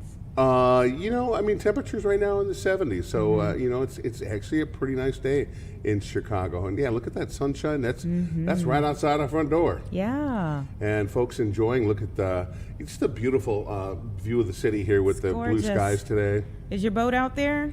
My boat is at the bottom of the sea, unfortunately. I'm still fighting with the insurance company. Beyond our view. Yeah, you know what happened is I got a leak in my canoe. It was a little bit tippy, and it went right down to the bottom. So I'm hoping, after this 4-year battle over the canoe, maybe we'll come back. Well, the fountain is back. Buckingham Fountain is back. They flipped the switch. Was it last weekend before last when they flipped the switch? So that's kind of one of our first signs. Things are getting ready to turn around for us, and it's beautiful out there. All of those canopies down at Grant Park. There was the corporate challenge yesterday, and so there were like runners all over the place, and good stuff happening as long as the weather can hold out. And like we said, we've got a lot of baseball fans that are going to be packing in for the Crosstown Classic. First pitch is at 6:40 tonight, but the Classic is tonight and tomorrow. We can't see it from this view, but we have a bunch of music fans that are going to be at Soldier Field for Bruno Mars. Right, it's going to be a big concert. I have an Saturday and Sunday. I have an aunt who lives in Milwaukee, so every time I go by that the fountain's on, I just snap a little video as I go by and send it to her and go, Milwaukee doesn't have a fountain. Come on, you got to come down and visit our fountain. Oh, yeah. It's a beautiful place to be. And again, while the weather cooperates, everyone gets to go out and see it and check out the city. So it sounds like it's going to be one of those weekends when people can really be out and about. We deserve it. Yes, indeed. We do deserve it. Thank you for coming up and getting us ready for it. Everybody ready for the weekend. Get a case of beer, put it on 2 minutes ice. and we're back.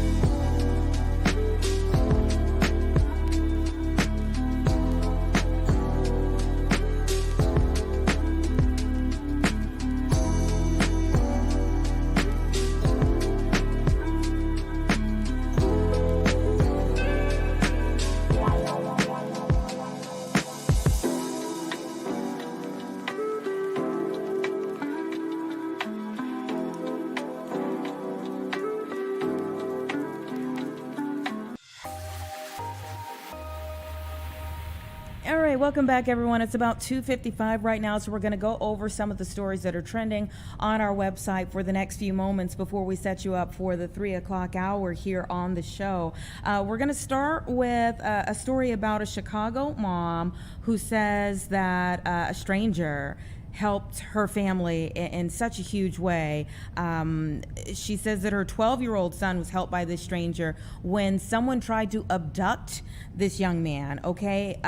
She says that her 12-year-old narrowly escaped this attempted kidnapping near the East Side Little League baseball field. Happened over Mother's Day weekend, but we're just hearing from her now about this harrowing story of the stranger that jumped in just in time. The boy able to get away after a bystander ran over and pretended to be his father, causing the suspicious van that it cut him off to go away. So it's really shaken up a lot of families in the area, as you would imagine. This is right near the field. Again, there's this baseball field, so it's ton of kids over there, and it could have been anyone's kid that had this encounter. So the families are prompting the league to increase security, and the league is also urging parents to keep a closer watch on their children. Obviously, this is a 12-year-old, but in a little league field, you could have kids of a wide range of ages there. So we have information about the basics of what happened if you want to take a look at this.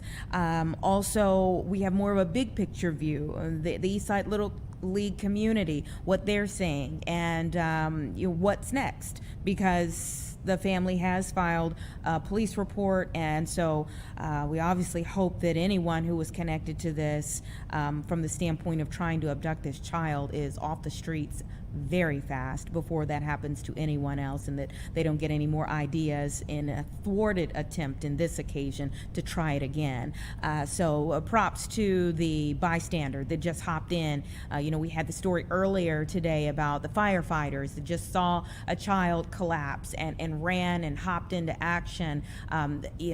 Every single time something happens that you're just out and about, and something happens that you would never have guessed. Every time someone steps in and it fills that gap, it's a beautiful thing to see. So we salute this bystander that just hopped into action, seeing something that didn't look right, and helping out this 12-year-old boy in that neighborhood. Also, many people throughout the area know questioned why they were seeing a procession yesterday. They know that whenever there is something of a certain degree of tragedy that befalls our law enforcement community or our first responder community, that you will often see one of those processions. And so people immediately yesterday began sending messages, what's going on? And then we found out that a veteran Chicago Fire Department member has died during a training exercise. A training exercise. The training exercises can be dangerous, right? But you just never think that you're going to lose somebody during a training exercise. He had been with the department for 30 years. This is the Chicago Fire Department engineer, Stephen Decker, who was assigned to Engine 71 that died yesterday. This was an exercise along the 6600 block of North Kedzie Avenue where this exercise was taking place. They tried to rush him to St. Francis Hospital. He didn't make it. Officers have not released any details about what exactly was happening in the training exercise or the exact cause of firefighter Decker's death. There is obviously an investigation going on, but I would just implore you to have the first responder community in your thoughts, and if you pray in your prayers for a while, because if you really expand your mind to the last 2 months. Just last Friday, the first responder community came together to lay to rest a Chicago police officer. Last month, firefighter EMT Altman.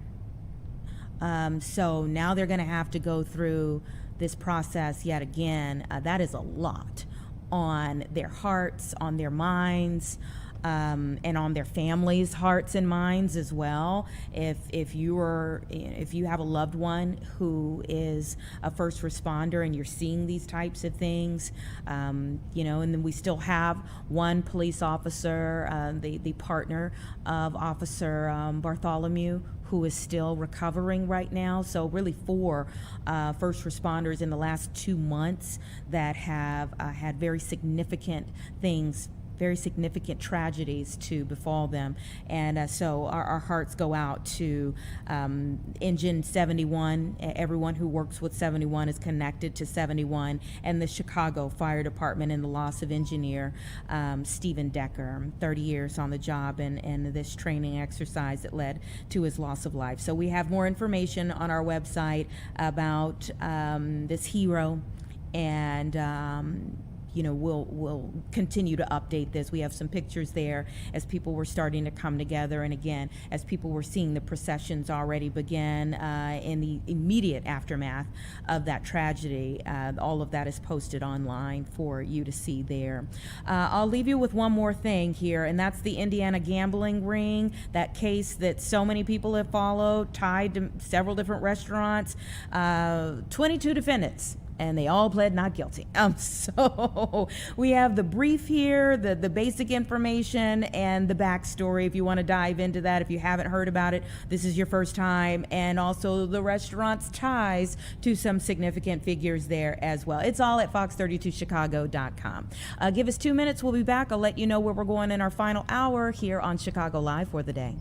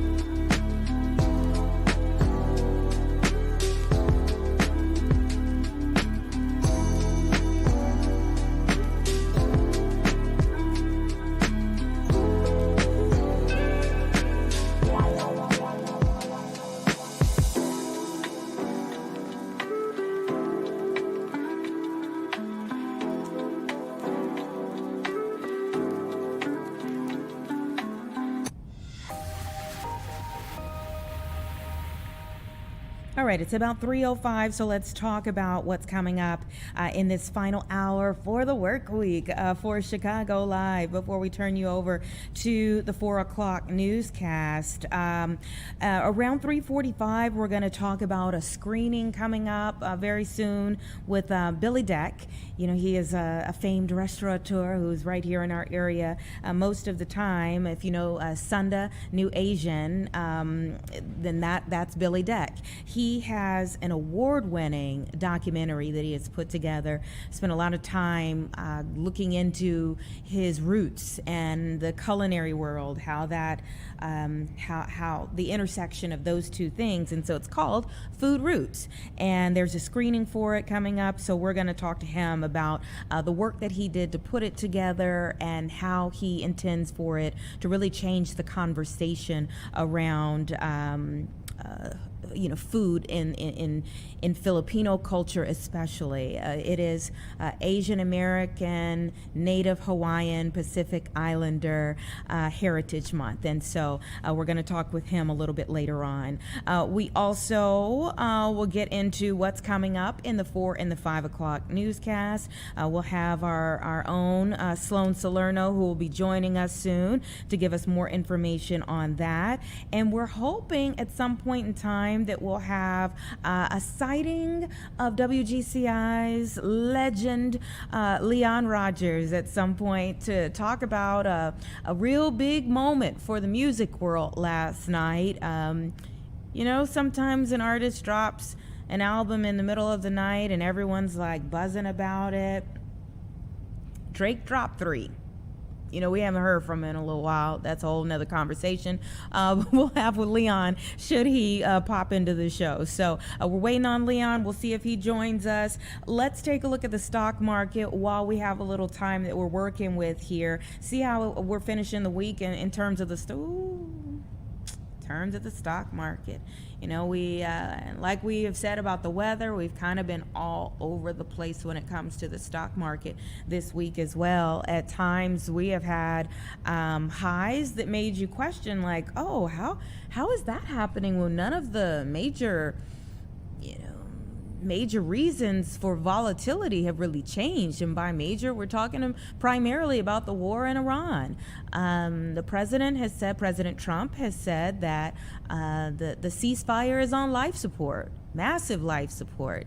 There have still been some exchanges going on. And of course, he had his summit with Chinese President Xi Jinping this week. That seemed to be a part of why we were seeing some green on the screen earlier this week, but this is how we have ended the week, and that is not good territory to be in here today. So let's talk a little bit about what's behind it here as we end the week, and maybe is this going to set us up for where we go next week? We shall see. But stocks falling today. It says bogged down by losses in technology stocks, a rise in U.S. Treasury yields. I just mentioned, the Chinese President Xi Jinping meeting with President Trump. Well, it left apparently traders worried about no major policy breakthroughs with the two of them meeting over the last couple of days here. So the S&P 500 shed 1.2%. NASDAQ Composite slipped 1.5%. We never like to hear words like shed, slipped, but the Dow Jones, as you're seeing here on your screen, down more than 537 points, or 1.1%, as we end the week here. So, some of the investors are saying that they have witnessed an extremely unsustainable move in recent weeks, and they remain vulnerable to profit taking regardless of the headlines. And so the Treasury yields apparently jumped, pressuring stocks with the 30-year rate topping 5.1% and hitting its highest level since 2025. Not going in the right direction there. Oil prices, we've talked so much about the price of gas that you're feeling at the pump. I think somebody, even in the newsroom this morning, they had just filled up their car and they're like, wait a minute, it's like 20 cents higher per gallon than the last time I filled up. That pain at the pump that everyone is feeling. Oil prices traded higher today. West Texas Intermediate futures rose to $104 per barrel. Brent futures rose to $108 a barrel. And President Trump has said that he is not going to be patient for much longer with Iran, and that they need to make a deal. You're seeing a lot of the reasons why. Even Boeing shares extended some losses today, moving lower by 3%. So there's a lot going on the market. Thursday there was a winning session, so you really held out hope that maybe Friday would follow, but that did not happen. Stocks have been on a record-breaking tear. Renewed fervor around artificial intelligence and some other things, but it did not help us by today. And this is where we end the week. Not looking too good here. Don't know where the next week will go, but obviously we're hoping it goes up from here, because this doesn't look good at all. So coming out of the summit with President Trump and President Xi Jinping, again, no major deals. Now, the one thing they did agree on when it comes to the war in Iran, they agreed that the Strait of Hormuz must remain open. That has a lot to do with what we're seeing as well, or the volatility, especially in what we've seen over the last several weeks. That the Strait of Hormuz, they haven't been able to move. Typically the Strait of Hormuz is host to about a fifth, I believe, of the world's supply of oil typically comes through there, and the ships have not been able to move. I can't remember how many ships are sitting still there. They have not been able to cross through, but so President Trump and President Xi Jinping did agree that the strait needs to be open. They did agree that Iran shouldn't have a nuclear weapon, but no actual policy agreements came from this summit between the two of them. Very few headlines came from this trip. So some investors have called the trip underwhelming even. So again, we're hoping that things take a turn for the better next week on the market. We can all hope after what we're seeing today, but this is where we're ending the week. We're going to take a 2-minute break, unless we have a view from, yes, we do. Okay. All right. Before we go to break here, just want to get you up to date on what's going on here. This is in Maine. We've been watching live pictures out of Maine for the last several hours. You can see that smoke that's kind of smoldering there. I mean, this is probably the best it's looked all day, quite honestly. At this point, at least 11 people have been injured in an explosion and fire at a lumber mill that was in this area where you're seeing the smoke. Typically, when you start to see that white smoke in the area, and you can see the reporters there on this story have been all day. Again, when that white smoke starts to billow, that would say that the firefighters have the bulk of the flames put out when they start to see the white smoke. But the fact that we're still seeing smoke, and again, we've been watching this at the very least for the last 3 to 4 hours, says a lot as well. So there was thick black smoke billowing up into the air hours ago. This is in a town that has about 1,500 people. It's 95 miles from Portland, Maine, where this large fire at the lumber mill took place here today. And the 11 people who were injured, that does include firefighters that risked their lives to get this fire under control here today. So we know that kind of looking over the list of injuries here, one patient described by family as a 20-year-old firefighter was being transferred to a medical center in Portland. Wow. So we'll continue to watch what's going on there. Again, no mill employees were injured. That's good to hear. All of their employees have been accounted for, but a bad situation that took place earlier this morning there at this lumber mill, the explosion that happened earlier this morning. And officials have been reacting here, just kind of saying that they, the governor, Janet Mills, says she asked Maine people to join in keeping all those affected in their thoughts.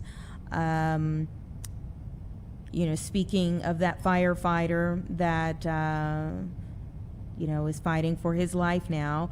Senator Susan Collins says she's known the family for many years. And she says, my heart goes out to them, their employees, and the first responders who have come from all over the region to help in the emergency response. It's a very sad crisis. All those affected are in my prayers. So a little background from the company. There are 115 employees at the Robbins Mill. The company has another 100 or so employees at other locations across Maine. But again, everyone at the very least has been accounted for today in terms of their employees. And our thoughts are still with the firefighter and the many others, firefighter and 10 others who have been transferred to the hospital in this effort to get the fire out and help everyone who was there working. 3:15, so give us 2 minutes and we'll be back.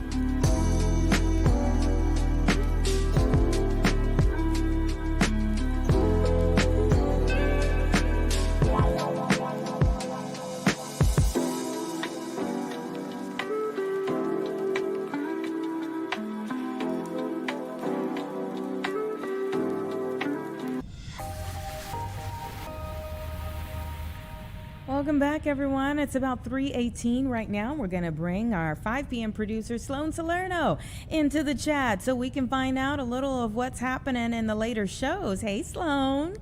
Hello. All right, what you got for All us right, today? I'm in the control room and it's crazier. Oh. What's going on?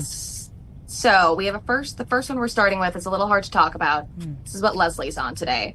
And so around 7 this morning, police say a baby girl was stabbed to death. And when police got there, they were able to our chopper saw them get some other kids out of the apartment. And then they said, but a woman who they're calling the offender jumped from the balcony and she did survive. She's hurt. She's, getting treatment. And so Leslie is heading over there to talk about that and get more insight into exactly what happened there. When we talk about developing stories, we had that story first thing in the morning on Good Day Chicago, and all we knew is that a woman tried to harm a baby. And this is why we always tell people, we're going to stay on a story because there was so little that we knew at the time. So even my heart just sunk in the couple of details that you gave there that we didn't even have this morning. We didn't know that the child had died. And we didn't know that the woman had survived. Yeah. And so it just shows you how fast things can develop and, from where they start in the morning and where it ends up at night. Yeah. And then I know you guys had Lauren on earlier talking about her story. And so hers is a great one that Yes, it is. we're all excited to hear about. And so that was the 16-year-old boy who went to cardiac arrest at Huntley High School on the track. And then the 2 off-duty paramedics who just, happened to be there stepped in to help save his life. So she's talking to both of them. So we're excited to hear their perspective, how everything went. And then we have Casey, who is a bunch of mayors in DuPage County got together today to talk about the BUILD Act. Yeah. It's a proposal that's kind of designed to expand affordable housing options. It would shift zoning authority from local governments to state government.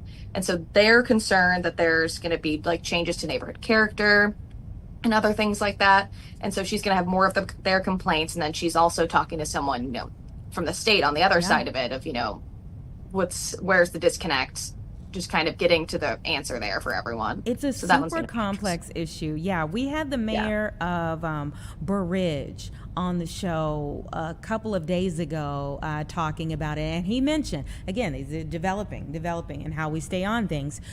He mentioned that they were getting ready to have this meeting, so I'm so glad we actually got someone to the meeting so that we can find out more. I asked him, or maybe I said to him, we knew he wasn't the only person who had that opinion, that there were several others. And he said, we're getting ready to have a press conference on Friday. Yeah, and so it'll be nice to hear from all of them, a bunch of mayors there, their opinions on it. And then Tia, who just walked in, I'm not sure if you can see her behind me.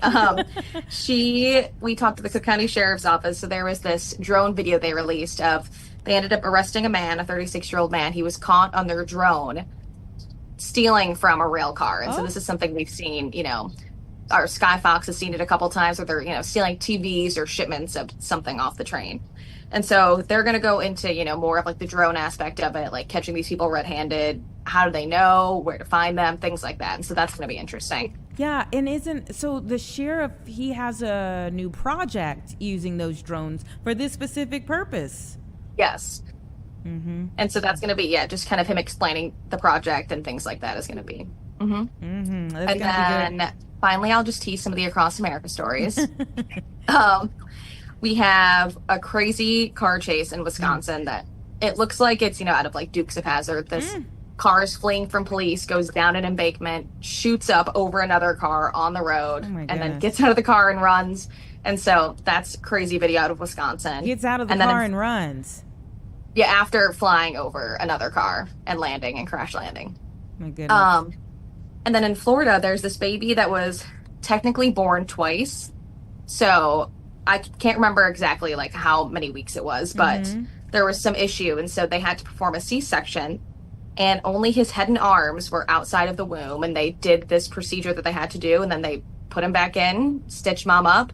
And then 6 weeks later, they did another C-section and the baby was finally born. So baby's doing well. It has a breathing tube for a little while, but they're saying, he has 2 birthdays technically. Born twice. Yeah, I'm in a little bit of pain just listening to you, but yeah, I mean that is miraculous. That is miraculous, and it really speaks to how far we've come that doctors can even do something like that. Yeah, it's crazy, and so that's gonna be fun. We'll hear from the dad. So yeah, that's what we got coming up. Oh, I'm so looking forward to that. Just that I don't think people really grasp how much of a miracle childbirth really is. But for so many people who probably at some point in their pregnancy were told some very life-changing words and had to make really tough decisions, to hear a story like that it really warms your heart to know that there are other options.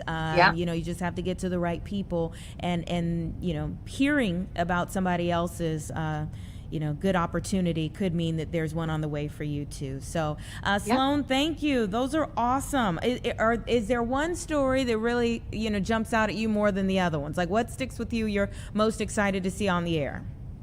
I'm probably most excited to see Lauren's story because that's such a great story. I'm from the northwest suburbs, so it kind of fits close to home. So I'm excited to hear from them and, their perspective on, I'm sure to them they were, it's just my job, part of what I do, but I'll be excited to hear that one. Yeah, it's so wild, right? I told her that is like the gift that keeps giving. That story is the gift that keeps giving, because each piece of it that we're able to tell, I think, is another one. Listen, when we have stories like the very first one that you said, I think people, it's really hard for people to hear. Those are really hard stories to tell, and it kind of, sinks your spirit for a minute. Yeah. So it's so important that we have these other stories like Lauren's story to see, Yes. these people hopping into action to save a life, or, the other story from across America where these doctors are doing something miraculous to help a family and a baby is going to live because of it. Those stories kind of restore our faith and our hope in humanity. Yeah, you need a good mix. Thank you for mixing it up. We appreciate it. All right, happy Thank Friday. you. Have a great show. Thank you. Okay. 3:25, everyone. And it is so important. Our producers are down there.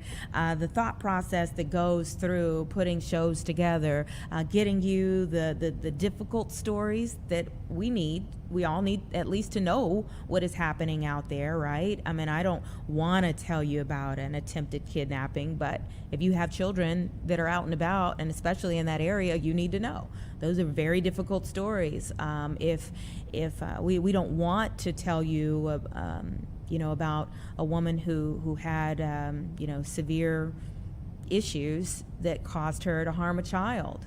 But if you were in the area and you woke up this morning and you saw all of that commotion happening in your neighborhood first thing this morning, and you didn't know what, and you heard, even when we were talking about it this morning, we didn't know all of the details. All we could say was like, okay, here's the view from the chopper, here's what we can see. And now we know a lot more, and we still don't know everything, but we know a lot more than we did first thing this morning. We don't want to tell you about that, but it's important that we do, so that people have context to what they were seeing when they woke up this morning. But it's also important for the producers, when they're putting their shows together, that they do put in some of those stories that tell you there's good out there, there's good things happening. There's good people out there who are still jumping into action. There's still heroes among us that will help you when you're down. All of those things are super important as well. So it does. Every newscast, every broadcast has to have some type of mix for our sakes, for your sakes, for everyone's sake. We're going to take a 2-minute break, and then we'll be back with our next conversation here on the show.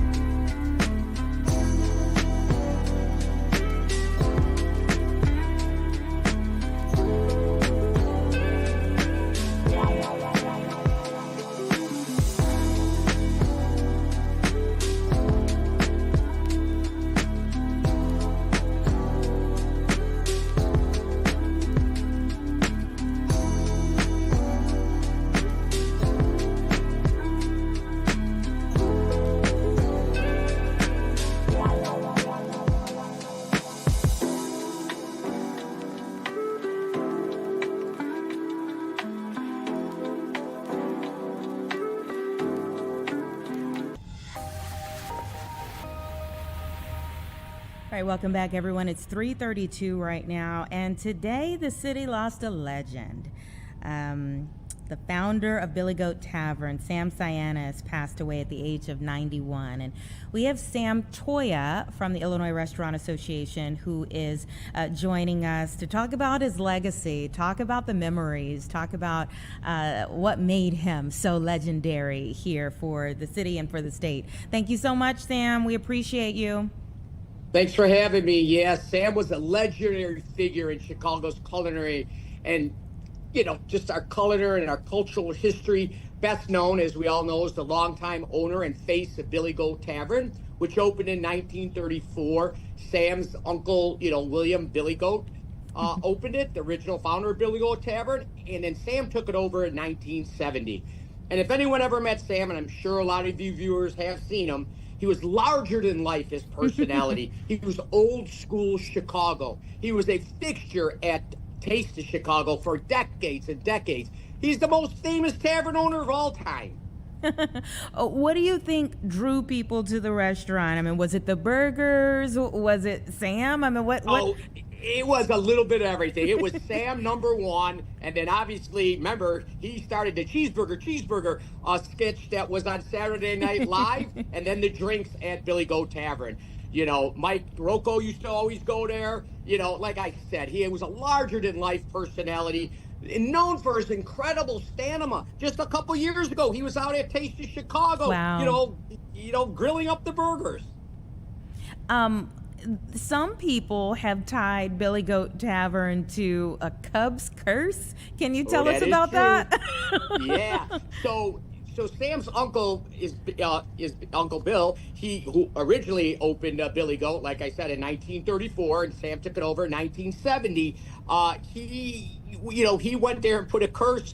He brought his Billy Goat to the Wrigley Field. They wouldn't let him in. In it was 1945.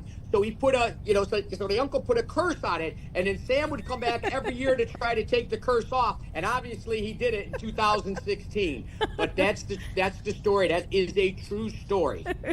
What was it about the location or the food that attracted so many journalists over the years? Oh, absolutely, because it was old school, right? And Sam had that old school Chicago charm, and people would just go there. Things have changed, but in the 60s and 70s, in the 80s, that's where all, your counterparts, journalists, that's where they went, right? And he had incredible stamina. And he just was, his personality was bigger than life. And he brought him in there too. He would always have stories. He would always have a smile on his face.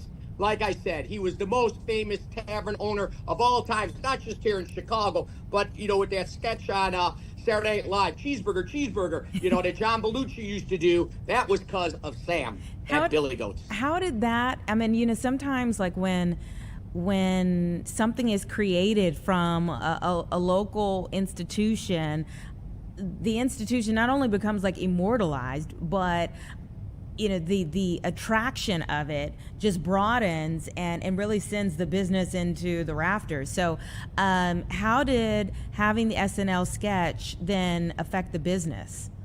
Oh, because then everyone, we are the culinary capital, but we get a lot of visitors, right? And he had great cheeseburgers. And so, when you come in for a convention, you had to stop at Billy Goat's Tavern. When you came in just as a tourist, you wanted to stop there because of Saturday Night Live. People all knew about Billy Goat's Tavern. His son Bill is, very involved with the Illinois Restaurant Association. Sam was very involved with the Illinois Restaurant Association as well. It was dear to his heart. But like I said, he had that old school Chicago charm, and that's what brought people into Billy Goat's. Mm-hmm. What will you miss most about him? His bigger than life personality. Just like I said, he was a longtime fixture at Taste of Chicago. He would stay there grilling the burgers and going, cheeseburgers, and people would just come over to see him, want to take pictures with him. He was just Chicago. He was true Chicago. Remember, folks are from Chicago. It's not like L.A. No one's from L.A. And they all knew Sam, and they wanted a picture with Sam. I love it. And in 91 years, your business sees a lot. You see ups, you see downs. What did he ever say about like weathering through all of that? You know, Sam was the kind of guy that always saw the glass half full, not half empty, right? You know, life is ups and downs. It's kind of like a baseball season, right? So he, like I said, Billy Goats in the curse on the Cubs. So he, you know, he just saw, you know, you got to look at the bright side. Look at the glass half full. He was always happy. He had great energy, and he just represents everything that Chicago is. True, homegrown, most famous tavern owner, and what a great personality. Old school Chicago charm. And going back like through his life, I'm seeing Uncle Billy Goat. Like Billy Goat wasn't just like a random thought like, oh, he did something funny and we're going to call him Billy Goat. Like they actually do have ties to grease and goats. Yes, that is true. That is true. His Uncle William, Billy Goat, you know, that opened, you know, Billy Goat's Tavern in 1934. Yes, they were a great, proud Greek family. Absolutely. That's who they are. That's who, you know, his son Bill is running out Billy Goats as well. His other son is a judge. You know, he's just, you know, the Sienises are just great Chicagoans. So what's the next generation for that family? I mean, how will they carry these massive legacies forward, you think?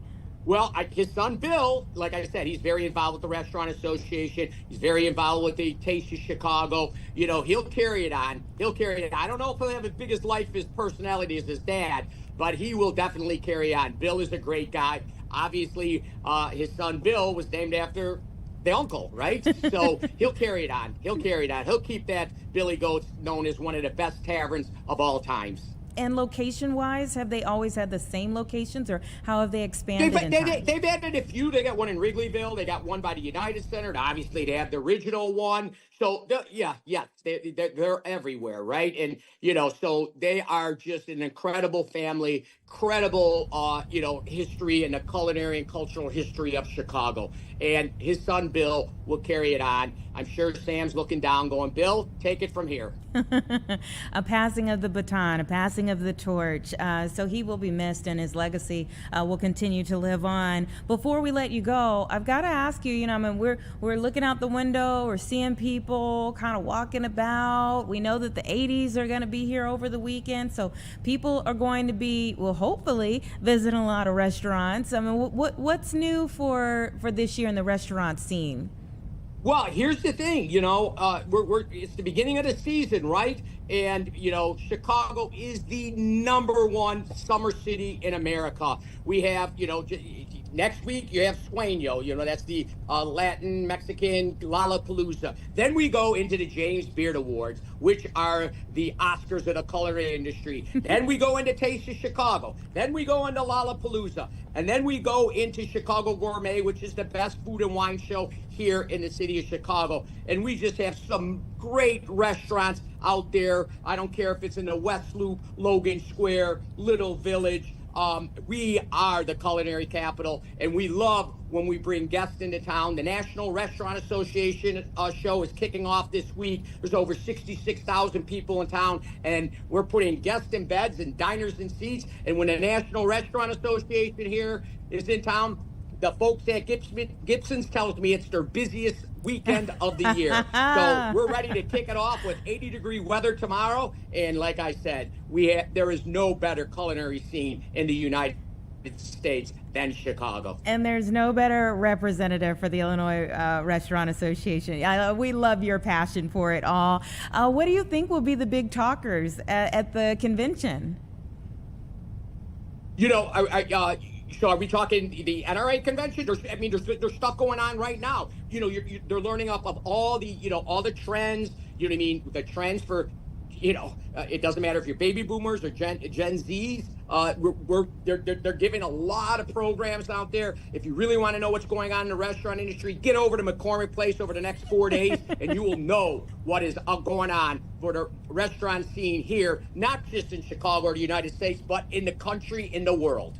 Wow. Well, enjoy. And again, thank you for kind of giving us a sneak peek into it and preparing us for all of the extra people who will be in town. I usually, the drivers will tell you like, oh, I'm picking up a lot of folks right over at McCormick whenever there's a major convention like the National Restaurant Association. So that's awesome. Yeah, like I said, 66,000 people are in town seeing the best city in the world. The best. Thank you, Sam. Best with a capital B. That's right. All right. We appreciate it. All your viewers enjoy the weather, and we're so sorry to see Sam go. Yeah, absolutely. But thank you for helping us to remember him. Anytime. All right. Take care. Thank you.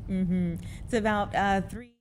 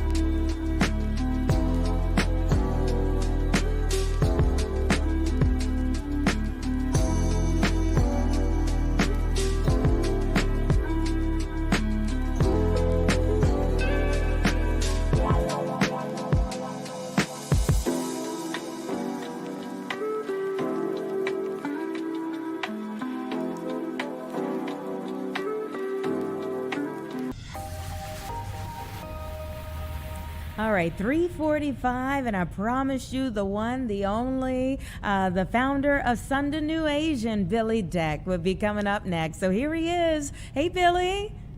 Hi, how you doing? Great to see you. I only wish that there was like a big table in front of me with a feast that you usually prepare. It's the only thing missing from this conversation. We can make that happen. We can make that happen for sure. Tell us a little bit about what you've been working on, going back and really finding out more about your roots and connecting that to the culinary world.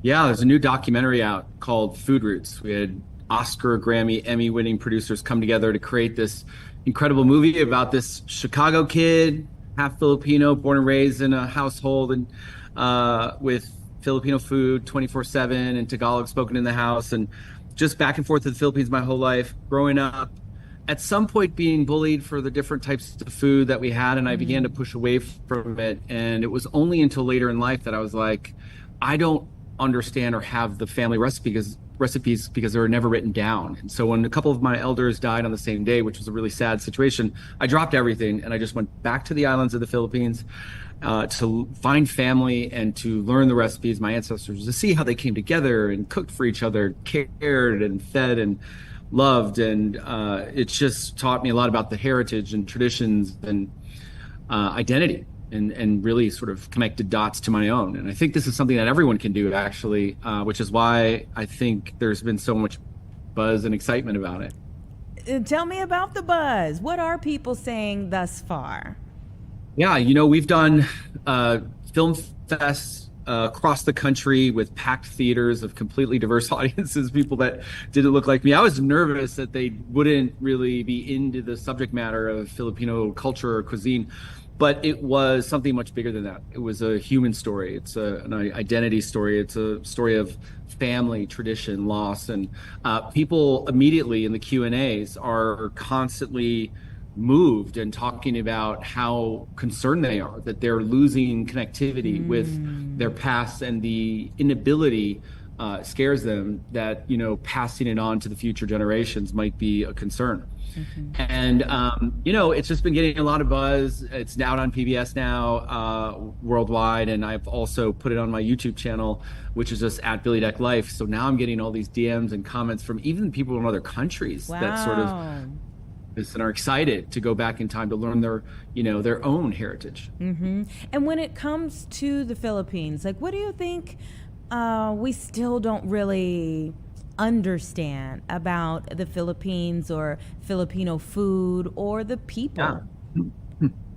Well, that's an amazing question, because of all the countries and cultures out there in the world, the United States has had such a integrated, deep relationship with the Philippines for generations. And it's sad I don't get to meet a lot of people that have ever been or know anything. But what I would tell you is, first of all, there's 7,641 islands in the Philippines that are super beautiful, white sand beaches, blue waters, the most, just abundant produce and fish and dishes and herbs and spices, and the people are just incredibly beautiful and kind and loving and caring.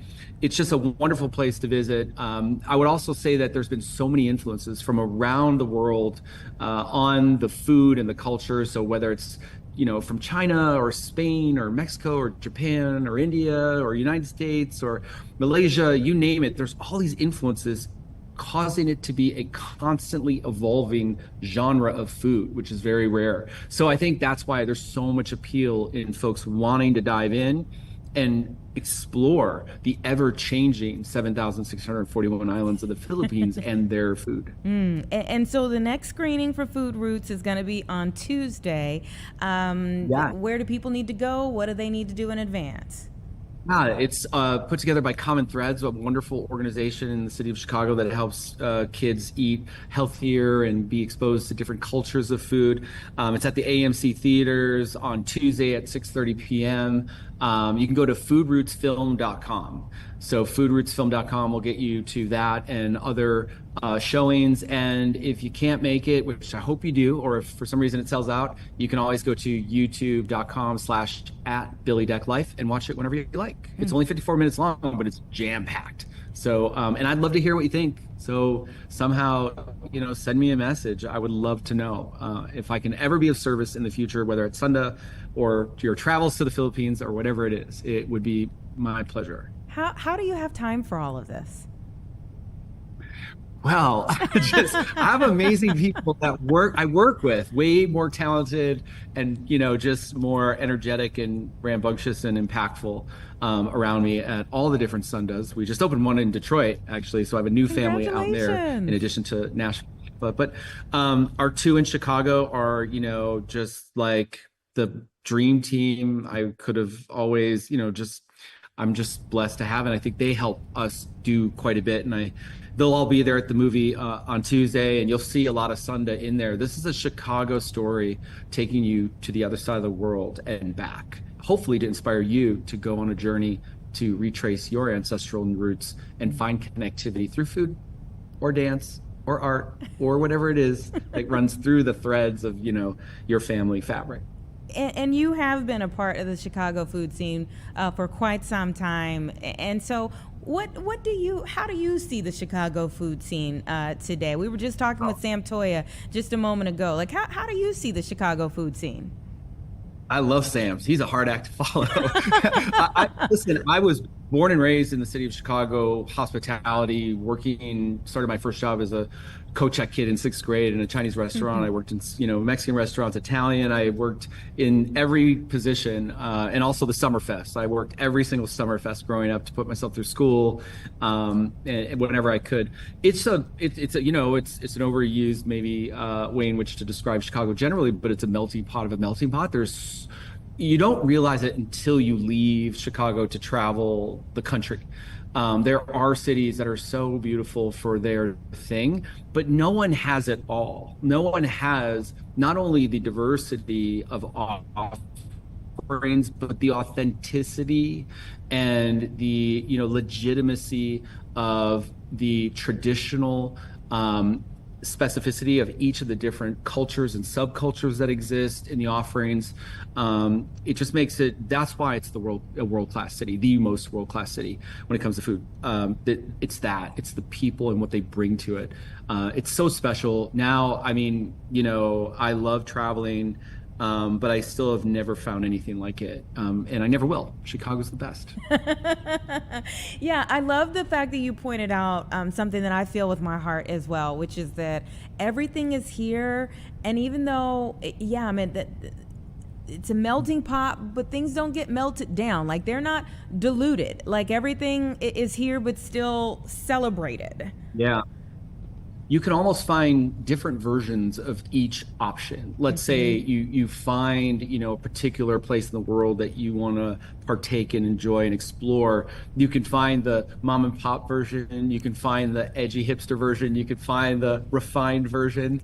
You can find the Americanized version. You can find the hybrid, kind of fusion versions.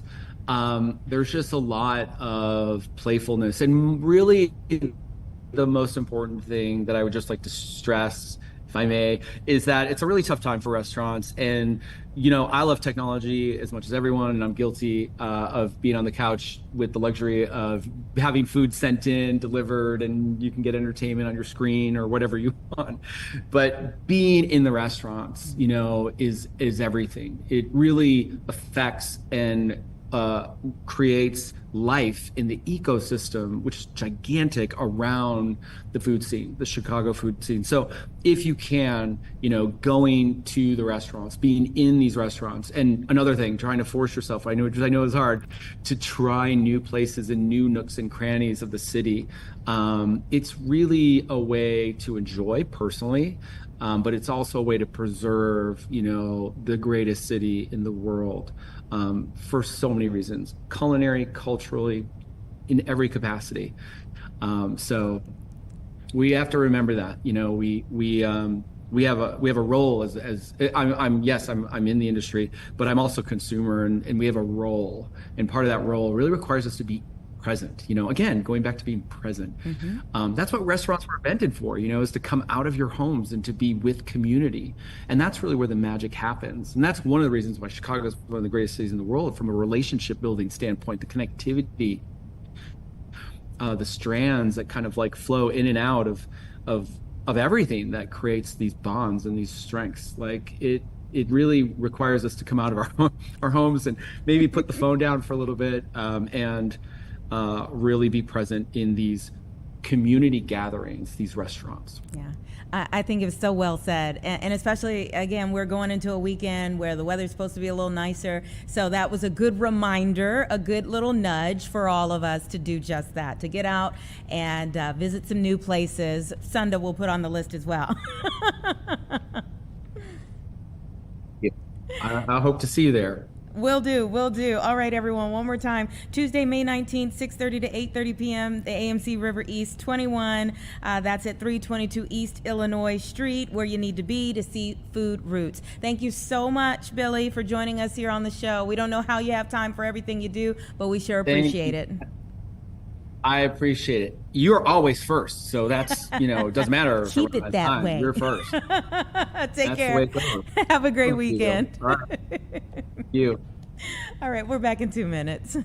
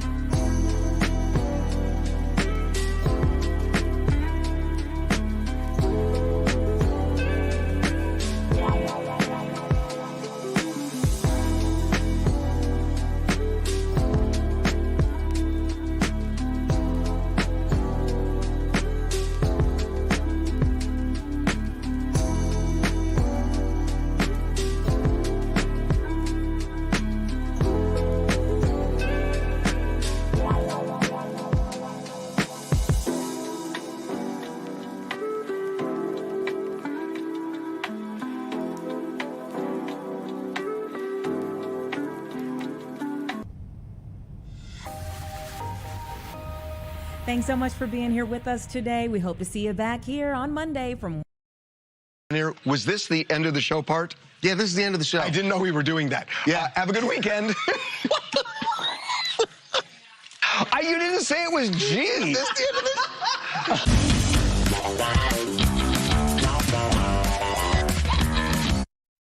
this? Live from Chicago, this is Fox 32 News at 4. Well, no easy way to begin today. A baby was killed on the southwest side. Well, police say happened inside this house. Fort City Mall is closed.